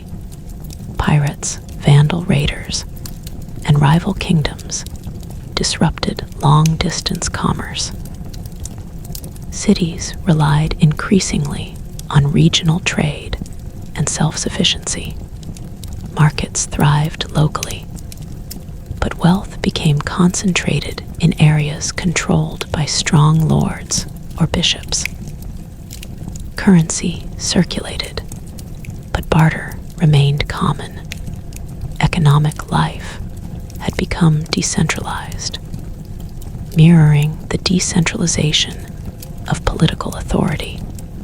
Wealth and influence were measured not by imperial decree, but by the ability to protect, produce, and trade locally. Christianity's role continued to grow in importance. The Church not only provided spiritual guidance, but also served as a stabilizing institution in a fragmented world. Bishops adjudicated disputes, organized relief for the poor, and negotiated between kingdoms. Monasteries preserved knowledge and learning, keeping alive the intellectual traditions of the Roman world. Through the Church, a sense of continuity and moral authority persisted, even as political power had fractured. Christianity became both a unifying cultural force and a practical mechanism for governance, laying the foundations for the medieval European order.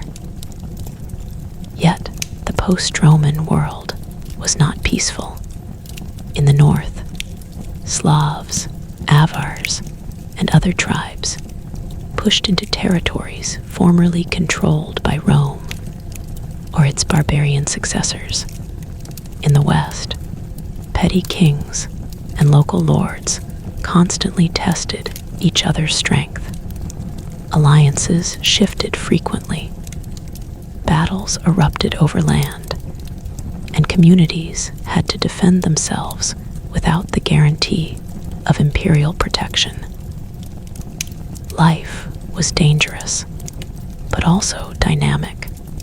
Survival demanded intelligence, flexibility, and courage.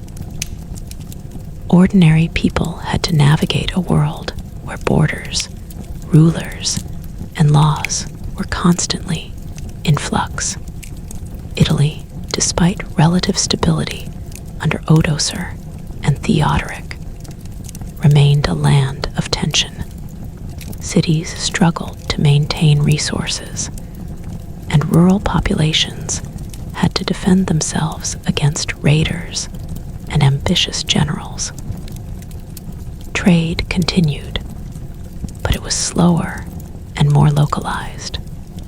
Roads decayed, aqueducts fell into disrepair, and many public works were abandoned.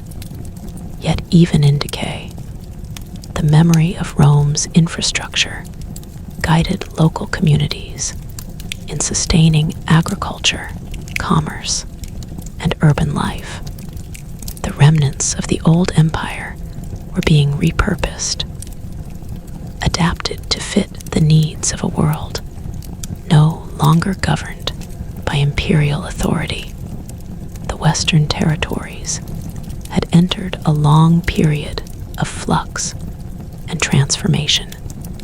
Authority was personal and local.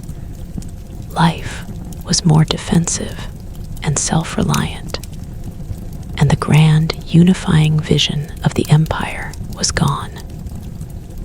Yet, within this uncertainty, new structures emerged. Kings, bishops, and local leaders established authority, communities adapted, and trade networks, though smaller, persisted. The fall of Rome had not created darkness, but a new kind of order, fragile, localized, and dynamic. And while this order slowly took root, new forces were stirring. Ambitious kings, migrating tribes, and distant powers prepared to challenge existing territories and reshape the map once again. Europe, now a land of fragmented kingdoms and local loyalties, was entering a period of consolidation, conflict, and expansion that would define the early medieval era. The memory of Rome continued to influence rulers and citizens alike, but the future would be shaped by new ambitions, new alliances, and new battles. The story of Rome had shifted from empire to memory, from authority to legacy, but the echo of its power remained in the culture, law, and imagination of Europe. And as kingdoms rose and fell, as bishops negotiated peace and wars erupted across the continent, the western lands of Rome continued to transform, slowly but inexorably, toward the medieval world that would dominate the continent for centuries to come. Europe's transformation was far from complete, and the forces of change, political, social, religious, and cultural, were only beginning to collide. The world that had once been Roman was now entering a new, uncertain age, where survival, adaptation, and ambition would define the course of history. The stage was set for the rise of kingdoms, the consolidation of power, and the slow rebirth of Europe from the ashes of Rome, a world where the past lingered. Yet the future was waiting to be written. By the 8th century, the western lands of the former Roman Empire had transformed into a world that was barely recognizable to the citizens of Rome at its height. The grand imperial authority that had once dictated laws, collected taxes, and maintained order across millions of square miles was gone, leaving behind a mosaic of kingdoms, principalities, and city-states. The Mediterranean, once a Roman lake, had become a contested space, dotted with pirate strongholds, Vandal garrisons, and nascent naval powers. Roads that had once carried legions and merchants alike were crumbling. Aqueducts had been breached by neglect or war, and many cities had shrunk to villages. Yet in this apparent chaos, life endured, adapted, and even flourished in unexpected ways. Italy, the symbolic heart of Rome, had undergone profound changes. Rome itself was no longer a thriving metropolis, but its streets, temples, and forums bore the memory of imperial greatness. Marble statues, columns, and arches, many broken or weathered, lined the decaying roads. The city's population had declined dramatically, and much of the grandeur that had defined it was lost to time, war, and neglect. Yet Rome retained its symbolic power. Kings, bishops, and emperors of distant lands continued to invoke the authority of the city, drawing on its reputation to legitimize their rule. In many ways, Rome had become less a living city and more a timeless icon, a reminder of order, civilization, and power that no longer existed in its streets, but lived in the imagination of Europe. Italy's countryside had become the true backbone of society. Small villages, fortified towns, and isolated estates emerged as centers of stability in an unstable world. Farmers tilled the fields, armed themselves against bandits, and relied on local lords or bishops for protection. Estates often functioned as self-contained units, producing food, tools, and goods for their communities, and offering defense against raiders or rival warlords. Roads, although degraded, were still used for local trade, and rivers became essential highways for moving goods and people. The rhythm of life was slower, more grounded, and focused on survival. Yet it carried a quiet resilience that would define the medieval world for centuries. North of Italy, the Frankish kingdoms had grown in power and complexity. Clovis and his successors had successfully merged Roman administrative practices, Christian religion, and Germanic military strength into a new political model. Gaul was no longer a collection of fragmented tribes. It was becoming a unified kingdom, with Paris as a center of administration and culture. Roman law persisted, often blended with Germanic customs, creating a hybrid system that regulated disputes, property, and military obligations. Bishops held significant influence, acting as mediators between the king and the people, and the church became a central institution for governance, education, and social cohesion. This fusion of cultures and structures was slowly giving rise to the early medieval European identity. In Spain, the Visigothic kingdom faced its own challenges and transformations. Toledo, the capital, remained the political and cultural heart of the realm. The Visigothic kings maintained Roman traditions. Where it suited their authority, roads, aqueducts, city administration, but ruled firmly with Gothic military power. The church's influence continued to grow, providing social stability and moral authority. Spanish law codes combined Roman legal principles with Gothic customary law, reflecting a world where adaptation and integration were necessary for survival. The Iberian Peninsula had become a patchwork of cultures, languages, and traditions, shaped by conquest, negotiation, and assimilation. North Africa, under Vandal rule, maintained a unique position in the post-Roman world.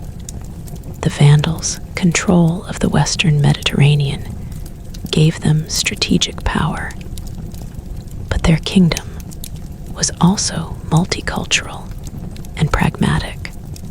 They collected taxes, maintained local administration, and enforced order, demonstrating that the collapse of Roman authority did not mean the collapse of organized governance. Trade continued, though disrupted by piracy and war, and North Africa remained a critical source of grain, olive oil, and other staples for Europe.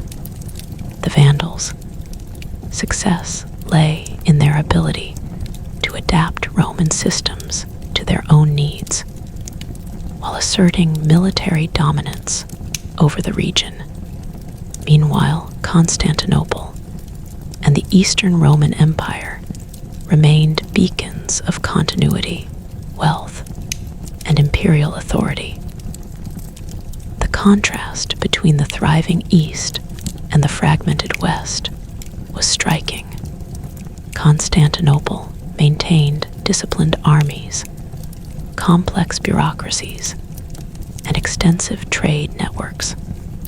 Emperors monitored developments in the West, collected tribute, and occasionally intervened diplomatically or militarily, but they understood that the Western territories were largely beyond their control. The East preserved the Roman ideal, its culture, and its administrative sophistication, while the West adapted to a new reality defined by fragmentation, local power, and cultural blending. Amid these vast political and cultural shifts, ordinary people continued to live, work, and adapt.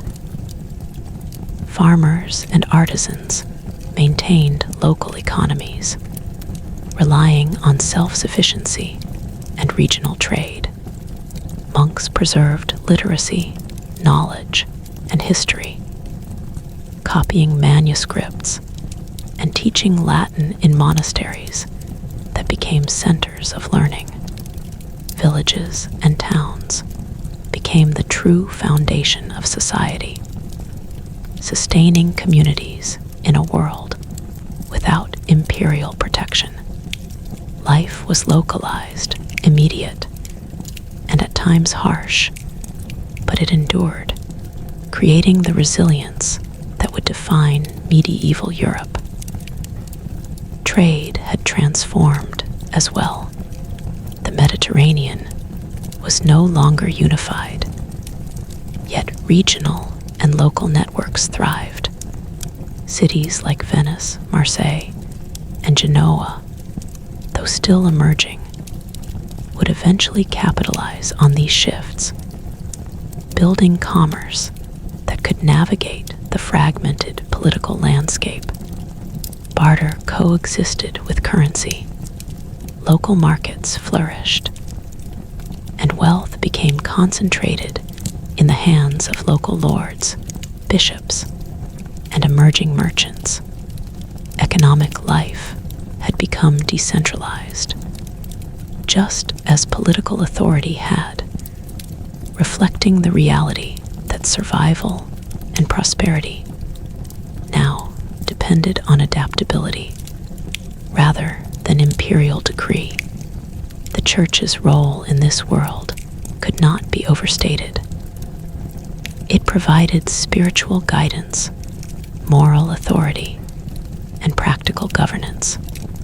Bishops adjudicated disputes, organized relief during famines, and negotiated peace between warring factions. Monasteries preserved knowledge and education, ensuring that literacy and cultural continuity survived the collapse of imperial structures. Christianity became both a unifying cultural force and a stabilizing mechanism, providing continuity amid chaos. The moral and social influence of the Church grew in tandem with the decline of centralized political power, shaping society in profound and lasting ways. Yet danger and instability were never far away. Nomadic tribes from the north and east continued to migrate, sometimes conquering new territories, other times negotiating settlements. Petty kings and ambitious local leaders constantly tested each other's strength. Alliances were fragile and shifting, battles frequent, and communities often had to fend for themselves. Life was uncertain, but this uncertainty created a dynamic, ever-changing social and political environment. People learned to endure hardship, adapt to new rulers, and navigate a world where borders, laws, and authorities were in constant flux. Italy, despite decades of Ostrogothic stability, remained a land of tension and transformation. Cities struggled to maintain food, resources, and defenses. Rural populations fortified villages and estates. Trade persisted, though slower and more localized, while roads and aqueducts continued to deteriorate. Yet even in decay, the remnants of Rome provided a framework for sustaining agriculture, commerce, and urban life. The ruins of temples, forums, and public buildings were repurposed, creating a continuity of function even as political authority shifted. The Western lands, once dominated by Rome, had entered a new epoch, an epoch of local power, defensive communities, and decentralized governance. Authority was no longer absolute or centralized. It was personal, fragile, and earned through strength, diplomacy, and the ability to protect one's people. Communities survived, adapted, and began to flourish in new ways. Kings, bishops, and local leaders established new hierarchies and social orders, laying the foundations of medieval Europe. But transformation was far from complete. Beyond the forests, rivers, and mountains, new forces were stirring. Ambitious kings, migrating tribes, and emerging powers were preparing to challenge existing territories and redraw boundaries once again. Europe, now a land of fragmented kingdoms, local loyalties, and nascent identities, was entering a period of consolidation, conflict, and expansion that would define the medieval era. The echoes of Rome persisted, influencing culture, law, and imagination. But the future belonged to the kingdoms, bishops, and communities that would shape Europe in the centuries to come. The fall of Rome, once seen as an ending, was in truth a beginning of transformation, adaptation, and the slow emergence of a medieval world. From the ruins of roads, aqueducts, and temples rose villages, towns, and kingdoms. From the collapse of imperial authority arose localized power, resilient communities, and new systems of governance. And throughout it all, the shadow of Rome remained, not as a ruler, but as a memory, a guide, and a symbol of what humanity could build, lose, and rebuild again. This was the world of the post-Roman West, fractured, uncertain, yet alive with possibility. A world where survival, adaptability, and ingenuity mattered more than imperial grandeur, where ordinary people, kings, and bishops alike navigated chaos to create new societies, where the memory of Rome lingered, shaping thought, law, and culture, and where, slowly but inexorably, medieval Europe began to emerge from the ashes of an empire that had once ruled the world. The stage was set for centuries of change, of kingdoms rising and falling, of cultures blending and clashing, of faith and power intertwining. The story of Rome had shifted from empire to legacy, from authority to memory, its shadow would guide the lands of Europe as they stepped into a new age, a world profoundly different from the one Rome had once commanded, yet deeply shaped by it. The fall of Rome was not an end. It was the doorway to a new Europe, one forged in the crucible of survival, adaptation, and ambition. And it was a Europe whose story was just beginning to unfold in ways that would echo for 1,000 years. As the 9th century unfolded, the lands once dominated by Rome were no longer recognizable as the territories that had once stretched from Britain to North Africa under a single, unified authority. Centuries of adaptation, conflict, and transformation had given rise to a patchwork of kingdoms and emerging powers, each asserting its own identity, yet all bound in some way to the memory of Rome. The echoes of the past lingered in laws, in architecture, in language, and in the imagination of rulers and ordinary people alike. But the world itself had moved on. Italy, though still a symbolic heart of the old empire, had become a battleground of new ambitions. The Ostrogothic kingdom had fallen decades earlier, leaving a vacuum that was contested by remnants of Roman nobility, the Lombards, and increasingly the influence of the papacy. The church, having gained significant authority during the centuries of fragmentation, began to assert itself not only spiritually, but politically. Bishops and abbots negotiated with kings, administered territories, and even raised armies when necessary. Rome itself, though diminished in population and power, became a center of religious and symbolic authority.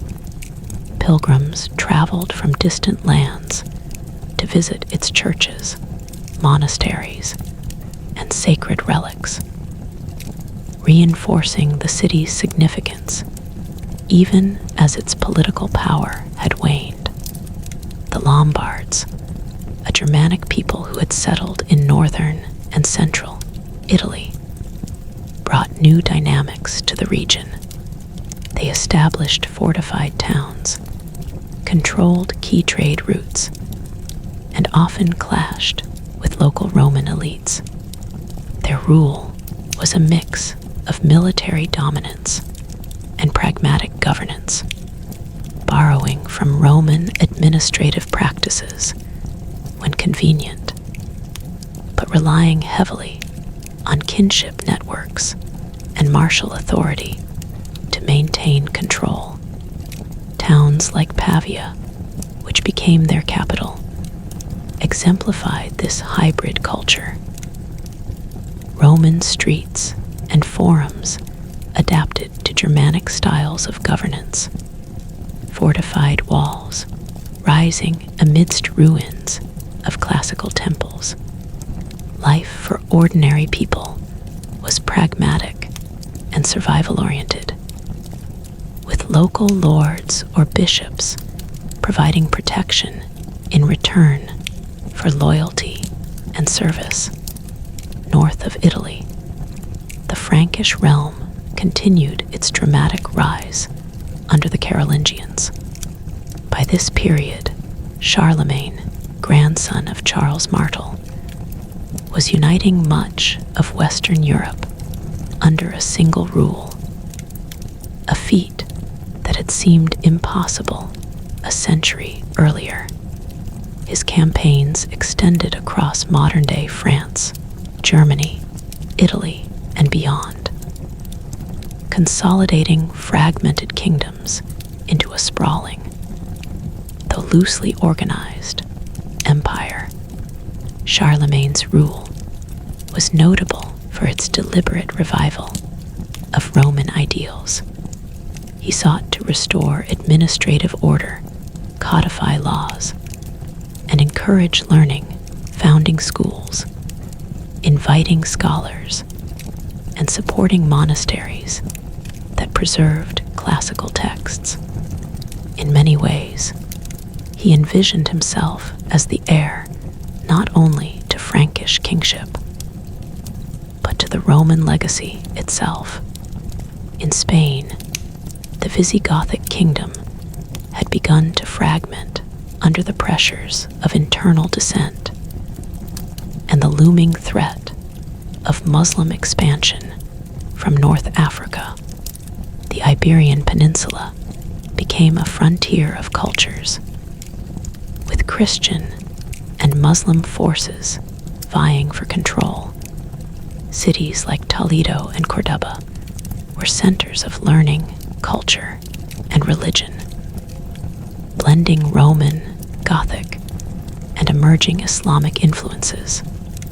The shifting borders and alliances created a dynamic but uncertain environment where trade, scholarship, and warfare coexisted in a delicate balance. Ordinary people had to adapt constantly, adjusting to new rulers, laws, and cultural norms, while maintaining their communities and livelihoods. The Mediterranean, once a Roman-controlled expanse, was now a sea of competing powers. North African territories, though smaller than during the Vandal period, remained crucial centers of trade and agriculture. Italian, Spanish, and Byzantine merchants navigated these waters cautiously, trading goods while avoiding pirates, raiders, and political entanglements. Trade networks were more localized than in the imperial period, but still connected distant communities through goods, currency, and information. The economy was resilient, adaptive, and deeply intertwined with the shifting political landscape. Christianity's influence grew stronger across all former Roman lands. The papacy in Rome increasingly positioned itself as the ultimate moral and spiritual authority in the West, asserting independence from distant Byzantine oversight. Bishops acted as de facto rulers in many towns, overseeing justice, charity, and defense. Monasteries became centers not just of learning, but also of economic production and social organization, sustaining communities that might otherwise have collapsed under the pressures of war, famine, or disease. Faith was no longer just a private matter. It was the glue holding society together in the absence of centralized political control. Yet, the world remained unstable. Nomadic groups, such as the Vikings, began to emerge as new threats from the north. Their longships carried raiders across rivers and seas, striking towns, monasteries, and coastal settlements with terrifying speed. From the cold waters of Scandinavia to the rivers of France, the Vikings introduced a new kind of fear, testing the resilience of kingdoms and communities that had survived the fall of Rome.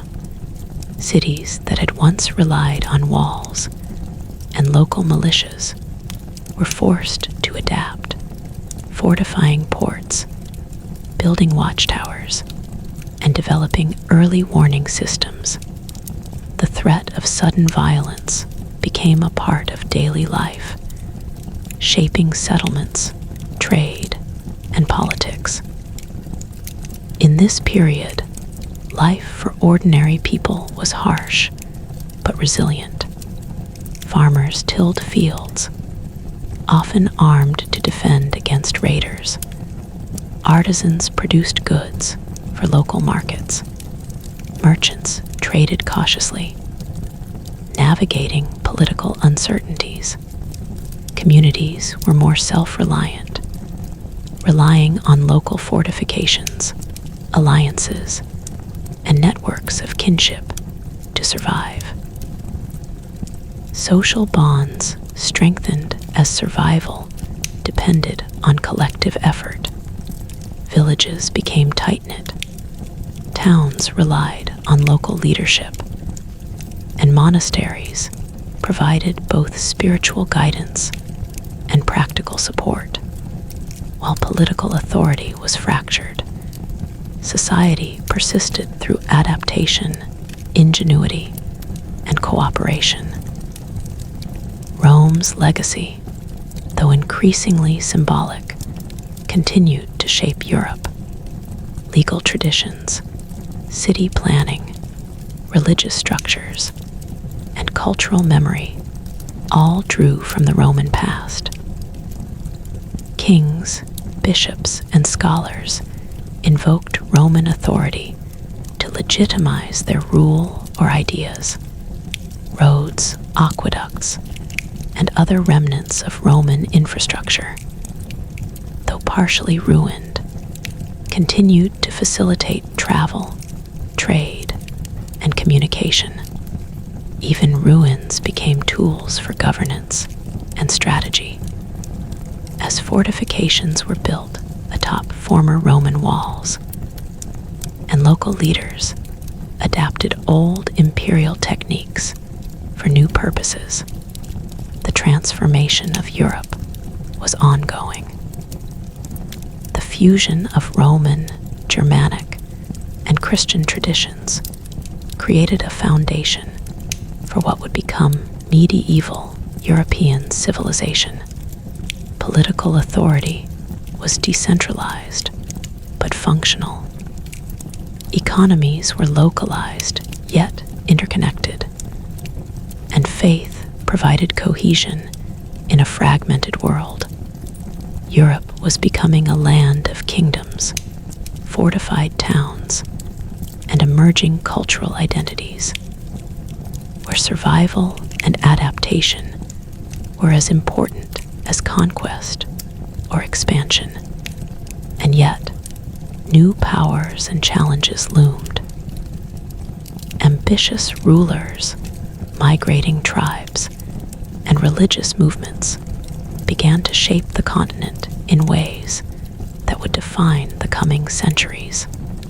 Borders were fluid, allegiances fragile, and life uncertain. Yet communities continued to thrive, trade persisted, and culture evolved. The fall of Rome had not ended civilization. It had transformed it, creating a world both familiar and entirely new. The stage was set for a Europe where kings and popes, monks and merchants, warriors and farmers would interact in complex, often unpredictable ways, where the echoes of Rome would continue to resonate, shaping law, culture, and identity, and where the medieval world, forged in the fires of adaptation, conflict, and survival, would emerge fully from the ashes of an empire that had once ruled the known world. The story of the fall of Rome was no longer just about collapse. It was about transformation, resilience, and the slow birth of a new Europe, a continent that would carry the memory of Rome forward, while carving out an identity entirely its own. The past lingered, the present adapted, and the future waited, ready to be written by those daring enough to navigate this brave, uncertain new world. The world had changed forever, yet it was alive, dynamic, and filled with possibility. And as kingdoms rose and fell, as monasteries preserved knowledge, and as ordinary people endured, the story of Europe's rebirth from the shadows of Rome was only beginning to reveal its full, astonishing scale. The next centuries would see conquest and faith collide, trade and culture intertwine, and the memory of Rome guide the imagination of generations, ensuring that while the empire had fallen, its influence would never truly die. The story was far from over. It had only shifted, moving from imperial power to a legacy that would shape the continent for 1,000 years to come. The stage was set for the medieval age, a time of kingdoms and crusades, of faith and ambition, where the echoes of Rome continued to guide the steps of a world learning to thrive in its absence. As the 10th century approached, the world that had grown from the fall of Rome entered a new phase, one shaped less by memory of empire and more by daily struggle, local power, and slow rebuilding. The Roman Empire was no longer something people remembered through living experience. It had become a story told by monks, a symbol used by kings, and a shadow cast over ruined stones. For most people, Rome was not a city they would ever see, but an idea, something old, powerful, and distant. Life was now firmly medieval, shaped by land, loyalty, and survival. Across Western Europe, power was deeply local. Kings existed, but their authority was limited. A ruler might control a wide territory in name, but real power rested with local lords, men who owned land, commanded warriors, and offered protection. This system grew naturally from the collapse of Roman administration. When imperial soldiers disappeared and tax collectors stopped arriving, people turned to whoever could protect them. In exchange for safety, they offered labor, crops, and loyalty. This was the quiet birth of feudalism, though no one at the time called it that. It was not planned. It was a response to fear. Castles began to appear across the landscape. At first, they were simple wooden fortifications built on hills or near rivers. Earth walls, wooden towers, and deep ditches surrounded the homes of local lords. These structures were not symbols of beauty or luxury, but of survival. Raiders, whether Vikings from the north, Magyar horsemen from the east, or rival lords from nearby lands, could strike without warning. Castles gave communities a place to flee, a last line of defense in a dangerous world. Over time, these fortifications would evolve into the stone castles that now dominate medieval imagery. The countryside became the center of life. Cities still existed, but many were small, quiet, and struggling. Trade had not disappeared, but it had changed. Long-distance commerce was rare and risky. Most people lived and died within a few miles of their birthplace. Fields, forests, and rivers shaped their lives more than laws or kings. Farmers worked from sunrise to sunset, growing grain, raising animals, and storing food for winter. Bad harvests could mean famine. Disease could wipe out entire villages. Life was fragile, and people knew it. The church remained the strongest unifying force across Europe.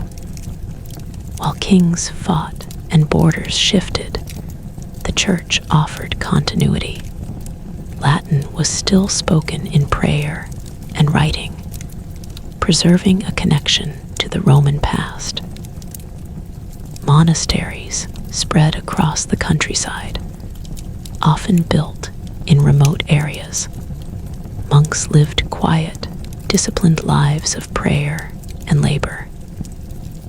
They copied books by hand, preserving ancient Roman texts, philosophy, history, law that might otherwise have vanished. Without them, much of what we know about Rome would have been lost forever. Bishops became powerful figures. In many towns, the bishop was the most educated and influential person. He could read and write when others could not. He managed land, settled disputes, and sometimes commanded soldiers. In the absence of strong kings, bishops often acted as governors, judges, and diplomats. This blend of religious and political power shaped medieval Europe deeply. Faith was not separate from daily life. It was woven into everything. Italy continued to struggle with instability. Lombard rulers, local nobles, and the growing authority of the Pope competed for control. The papacy itself was changing.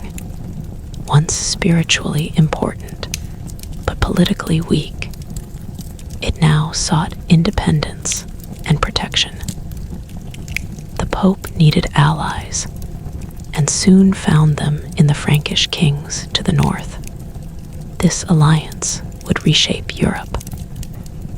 When the Pope crowned Charlemagne as emperor centuries earlier, it was more than a ceremony.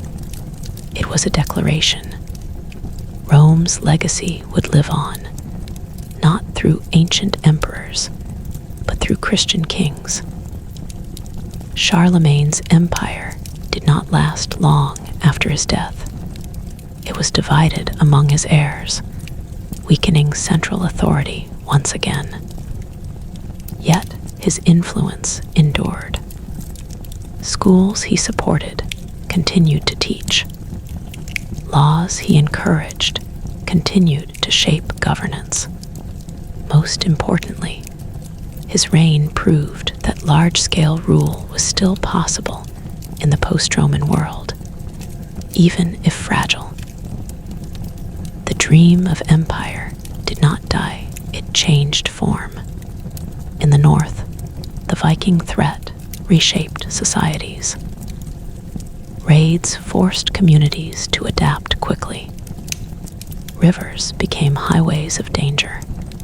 Monasteries, once peaceful centers of learning, were fortified or abandoned. Kings who could defend their people gained loyalty. Those who could not were replaced. Over time, some Vikings settled, becoming farmers, traders, and rulers themselves. In places like Normandy, former raiders became lords, blending their culture with local traditions. Once again, Europe absorbed invaders and transformed them, just as it had done after Rome's fall. Eastern Europe faced its own pressures. The legacy of Rome was weaker there, but still present through law, religion, and trade. Slavic tribes formed early kingdoms. Christianity spread eastward, carried by missionaries who adapted Roman faith to local customs. The idea of Rome reached these lands not through legions, but through belief and language. Despite hardship, slow progress continued. Agricultural tools improved. The heavy plow allowed farmers to work tougher soils. Crop rotation slowly increased yields. These changes were small, but over generations, they supported population growth. Villages expanded. New settlements formed. Life was still hard, but slightly more stable than in earlier centuries. The ruins of Rome still stood across Europe.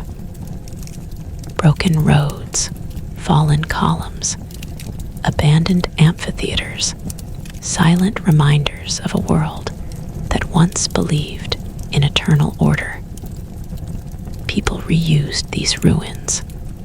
Stones from Roman buildings became church walls and castle foundations. Roads guided travelers even when cracked and overgrown. Rome had fallen, but its bones supported the new world growing above it. By this time, the fall of Rome was no longer an event. It was a condition. A distant past that shaped the present without defining it. Europe was no longer waiting for Rome to return. It was building something new, slowly and imperfectly. Kingdoms were forming identities. Languages were changing, drifting away from Latin into early forms of French, Spanish, Italian, and others. A new cultural world was taking shape. And yet, beneath all this change, the memory of Rome still whispered. In law books, in church rituals, in the titles of kings who called themselves emperors. Rome was gone, but never forgotten. It remained a measuring stick, a symbol of unity, order, and lost greatness. As Europe moved forward, it carried Rome with it, not as a ruler, but as a ghost, a guide, a warning, and a promise that even the greatest civilizations may fall, but from their ruins, new worlds can rise. And as this fragile medieval world continued to grow, new conflicts, new ambitions, and new transformations waited just beyond the horizon, ready to test how strong this reborn Europe truly was. As the medieval world moved deeper into the 11th century, the lands that had once belonged to Rome were no longer simply surviving. They were changing in visible, powerful ways.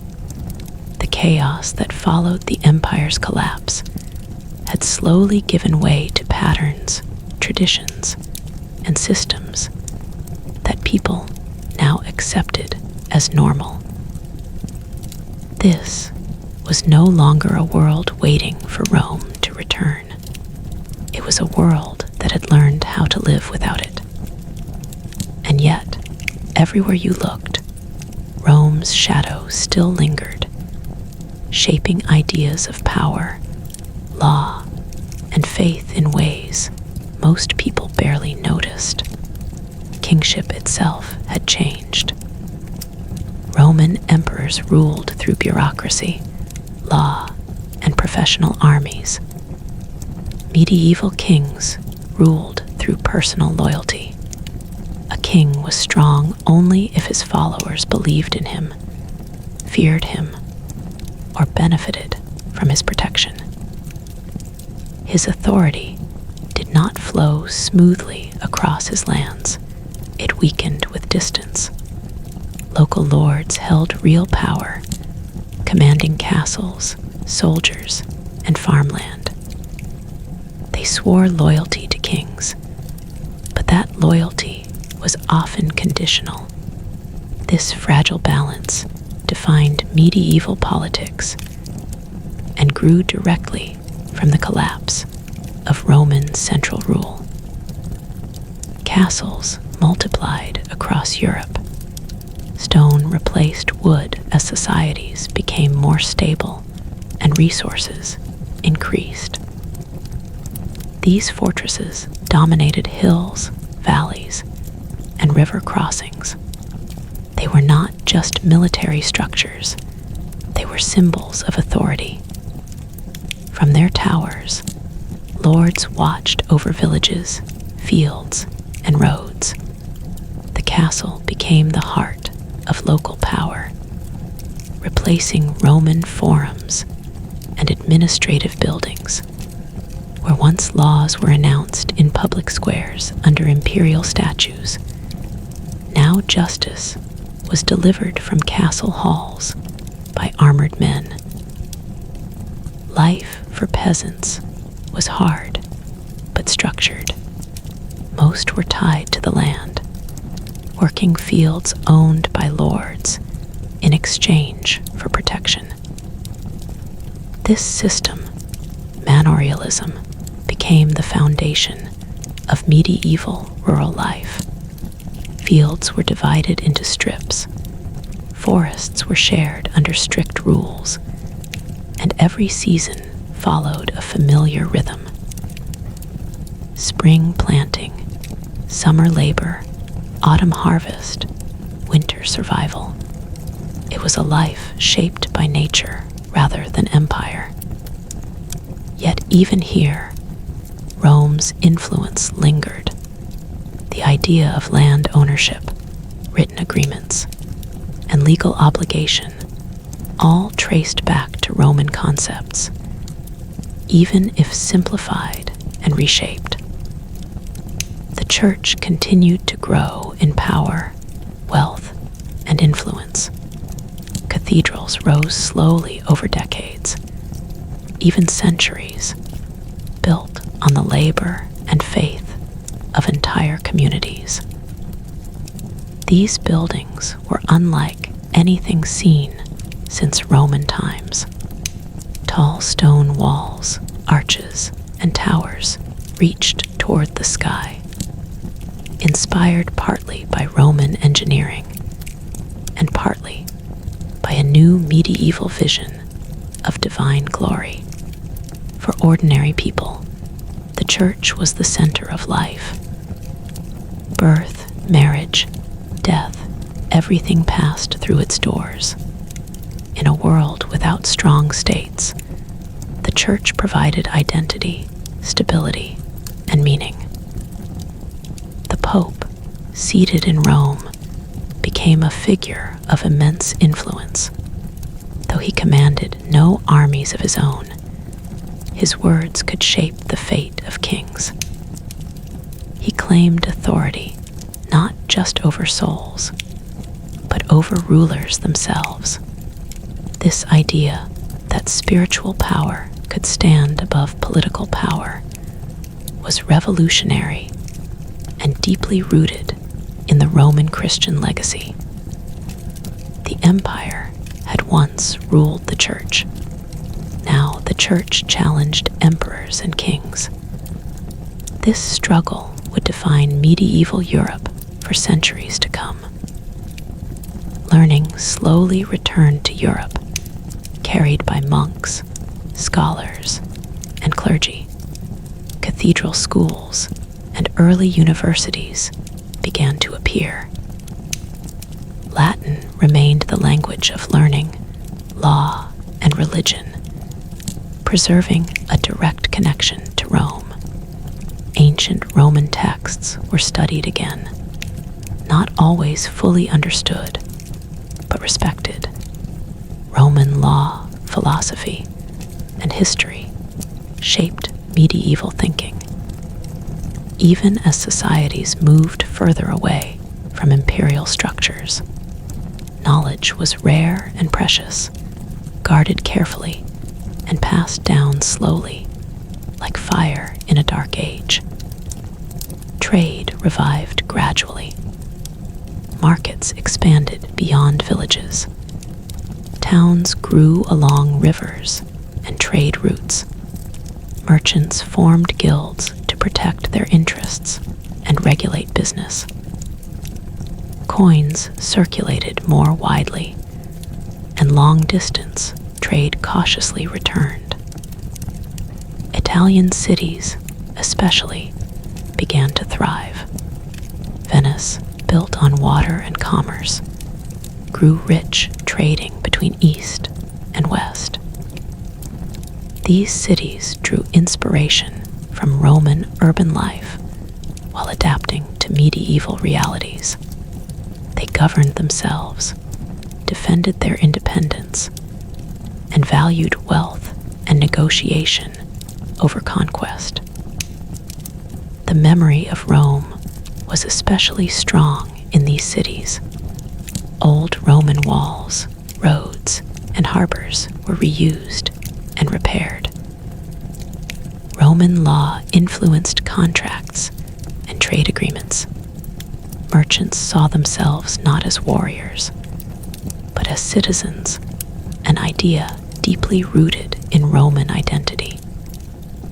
In this way, the spirit of Rome survived not in empires, but in towns.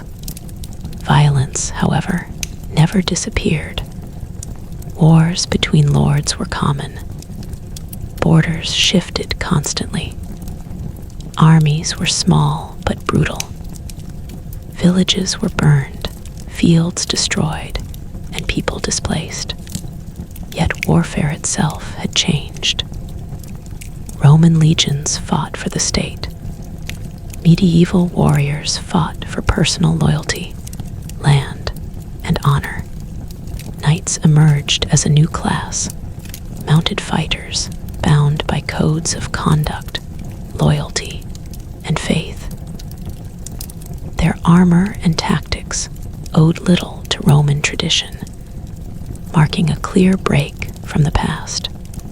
Still, even knights lived in Rome's shadow. Their ideas of law, oath-taking, and justice were shaped by Roman concepts filtered through the church. The idea that power required legitimacy, that rule needed moral justification, came from Rome and Christianity combined. No matter how violent or chaotic medieval life became, rulers still felt the need to justify their actions. Language itself was changing. Latin slowly transformed into new tongues spoken by ordinary people.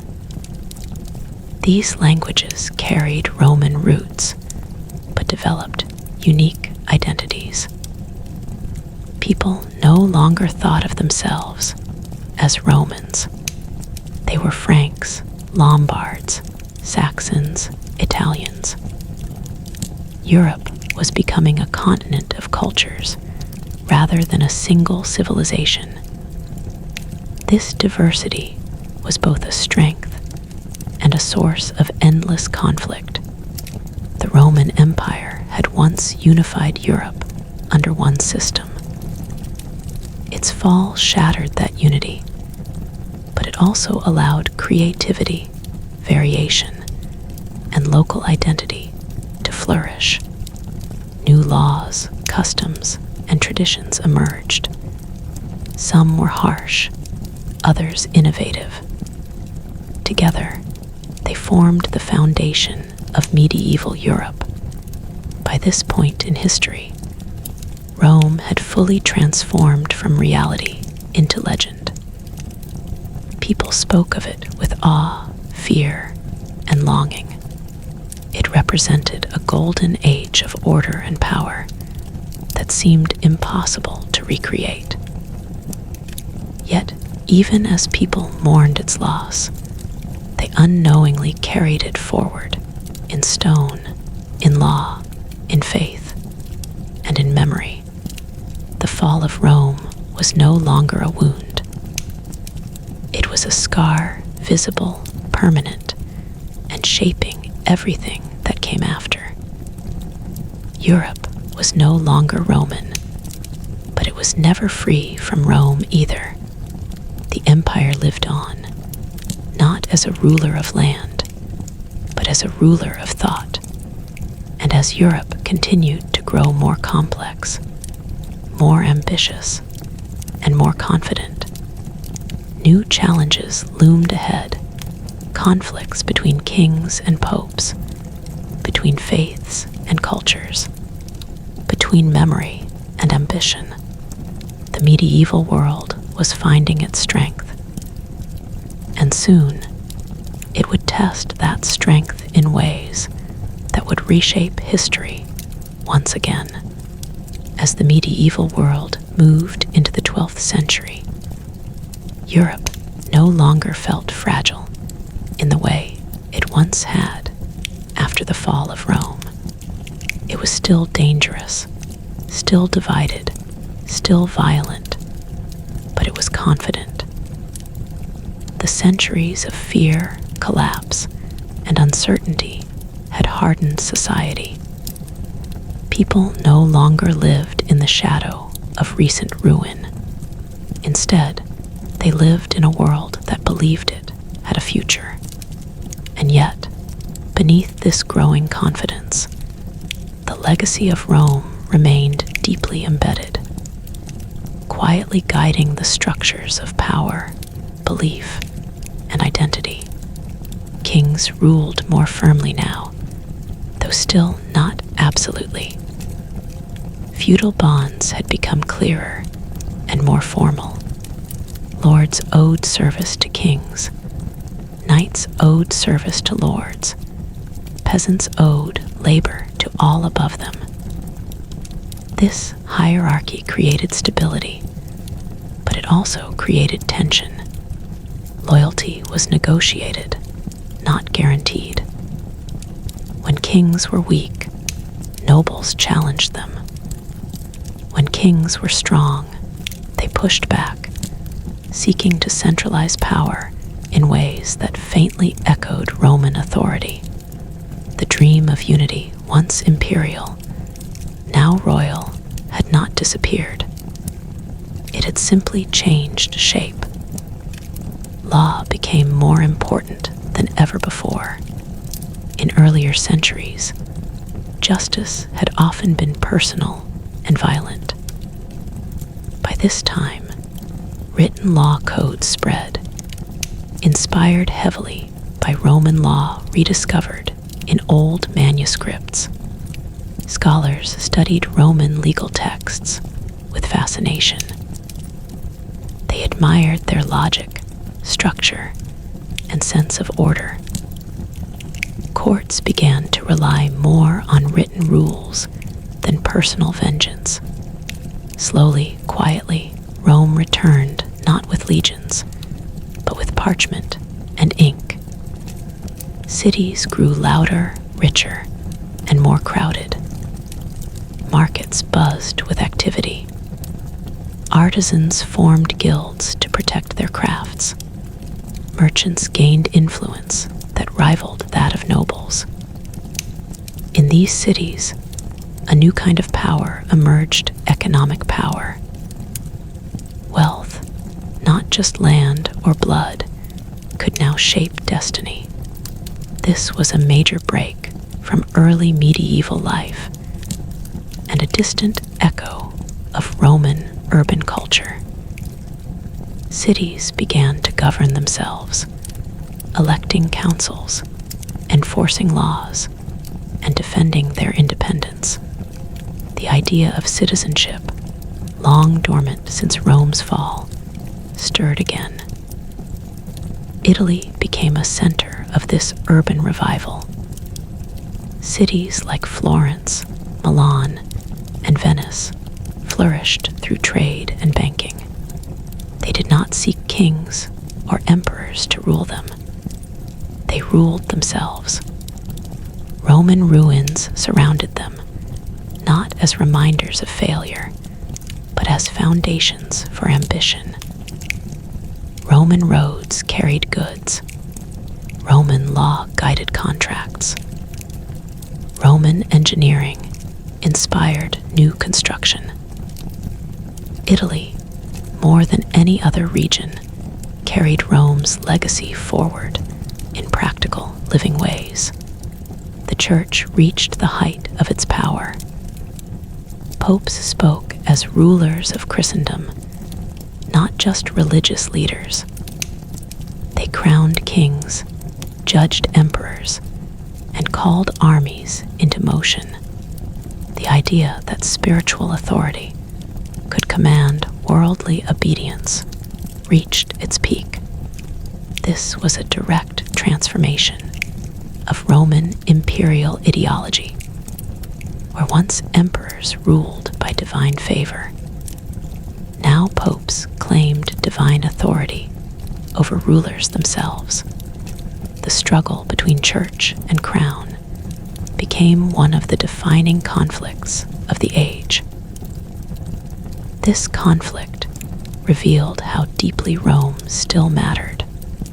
Both sides, kings and popes, used Roman ideas to justify themselves. Emperors claimed the legacy of Caesar. Popes claimed the authority of Saint Peter in Rome. The city that had once ruled the world now stood as a prize of symbolism, not armies. Control of Rome meant control of memory, legitimacy, and tradition. Education expanded beyond monasteries. Universities formed in cities like Bologna and Paris. Scholars debated philosophy, theology, and law. Aristotle, preserved by Islamic scholars and rediscovered in Europe, re-entered Western thought alongside Roman writers. This exchange of knowledge created a more curious, questioning society. People no longer accepted tradition blindly. They studied it, argued over it, and reshaped it. This intellectual revival owed everything to the survival of Roman learning after the empire's fall. Meanwhile, contact with the wider world increased. Trade connected Europe to the Byzantine Empire and the Islamic world. These civilizations had preserved Roman and Greek knowledge far more completely. Through them, Europe rediscovered mathematics, medicine, astronomy, and philosophy.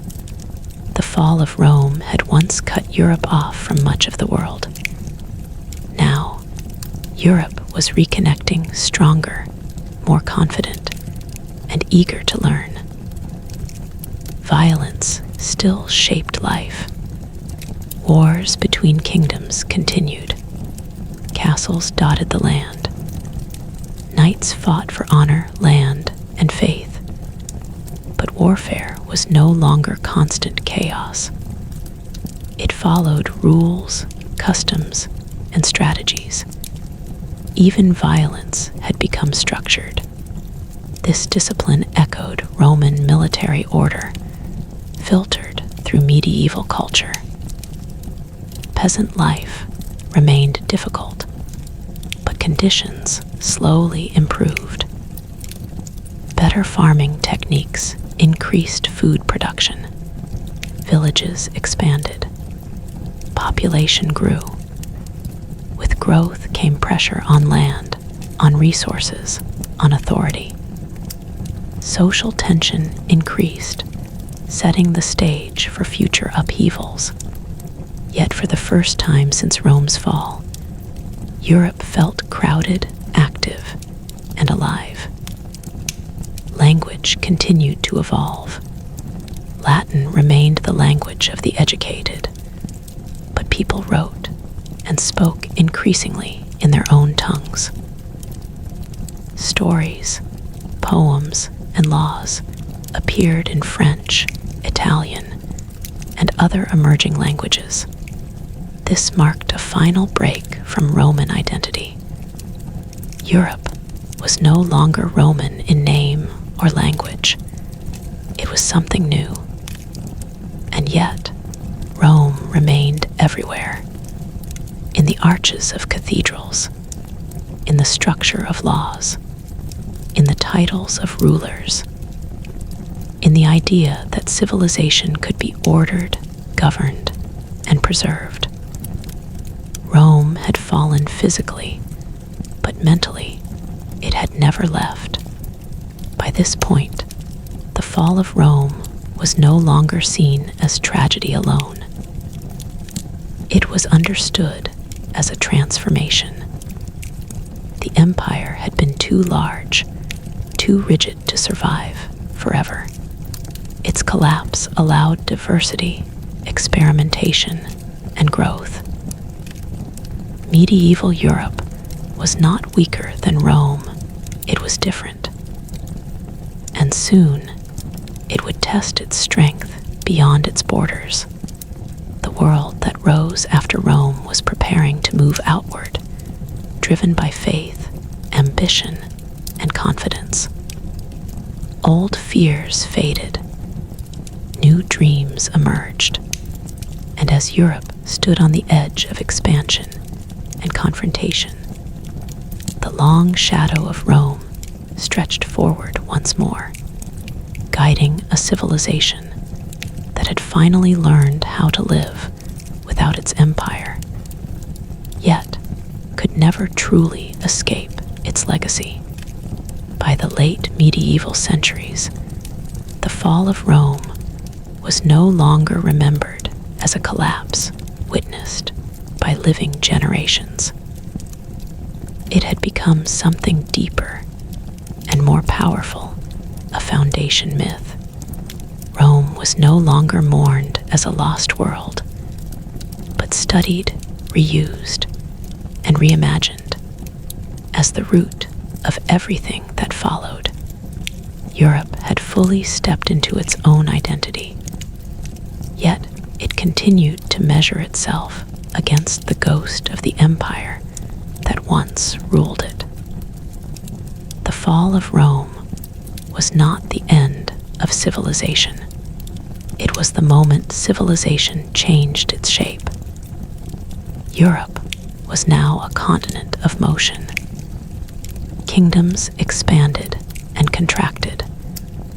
Borders shifted through war, marriage, and diplomacy. England, France, the Holy Roman Empire, and emerging states all sought strength and legitimacy.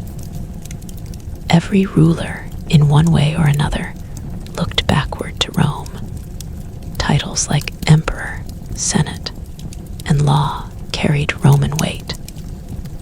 Even when rulers rejected Roman unity, they still borrowed Roman authority. Power no longer flowed from one capital, but the idea that power must be justified, that it must appear lawful, ancient, and ordered, came directly from Rome's legacy. The Holy Roman Empire stood as the clearest example of this obsession with Rome's memory. It was neither holy, nor Roman, nor truly an empire. Yet its very name revealed Europe's longing for the past. Its emperors believed they were heirs to Caesar, guardians of Roman tradition in a Christian world. In reality, their power was fragmented, negotiated with nobles and cities. Still, the dream endured. Rome had fallen, but no one had stopped trying to rebuild it. The church remained the strongest bridge between the ancient and medieval worlds. Its structure mirrored Roman administration. Its laws echoed Roman legal logic.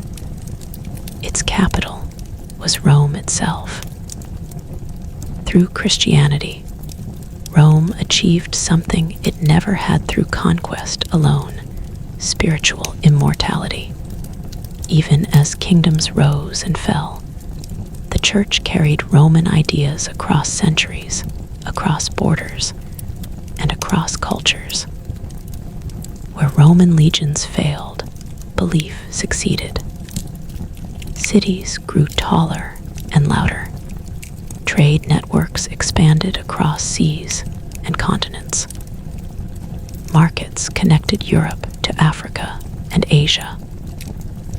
Money flowed again in ways not seen since imperial times. This revival was not accidental. It rested on Roman foundations: roads, ports, laws, and urban planning. Medieval merchants may not have called themselves Romans, but they lived in cities shaped by Roman logic.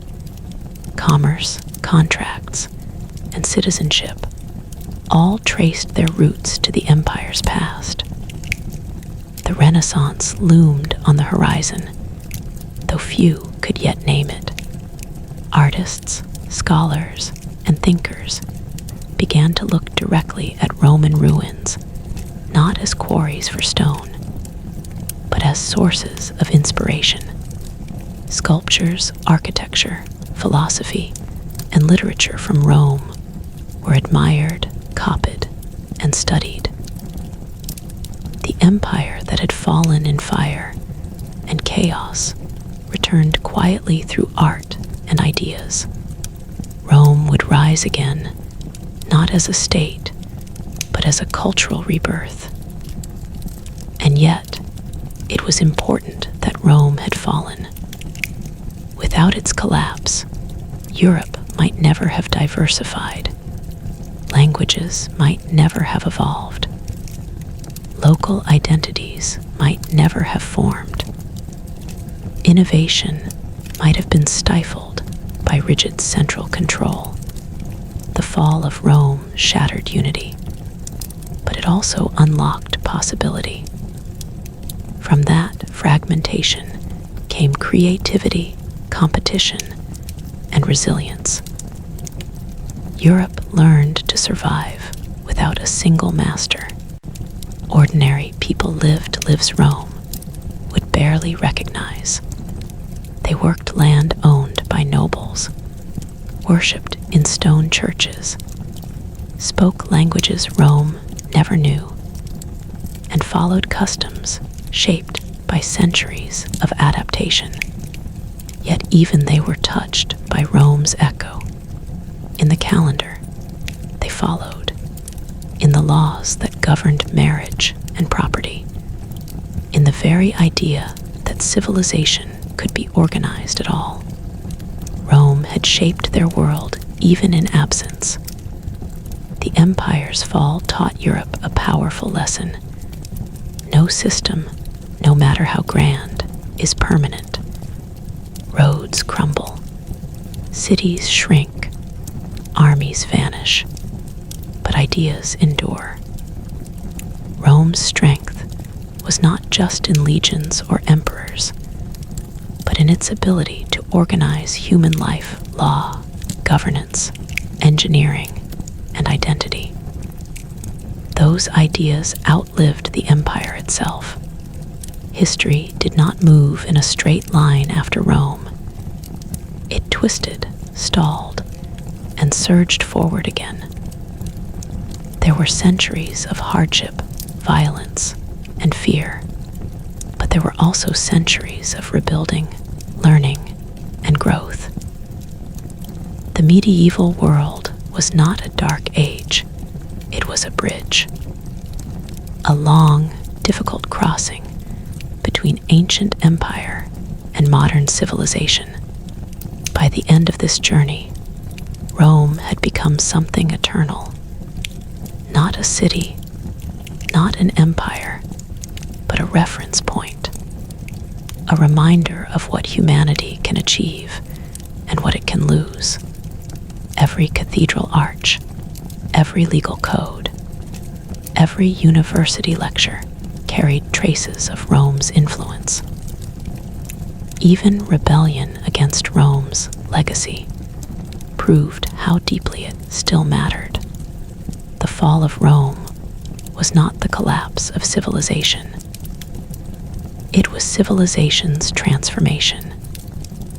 It proved that cultures do not disappear, they change, fragment, adapt, and rise again in new forms. Europe did not inherit Rome's empire, but it inherited Rome's question. How should humans live together under order, law, and meaning? That question would shape the next 1,000 years. It would fuel revolutions, inspire empires, and guide thinkers. Rome fell, but its shadow stretched far beyond its ruins, across medieval fields, into Renaissance cities, and eventually into the modern world. And so the story ends not with silence, but with continuity. Rome fell, but it never truly vanished. It lived on in stone and scripture, in memory and ambition, in failure and rebirth. The medieval world rose from its ashes, imperfect but alive, carrying forward the fragments of an empire that once believed it would last forever.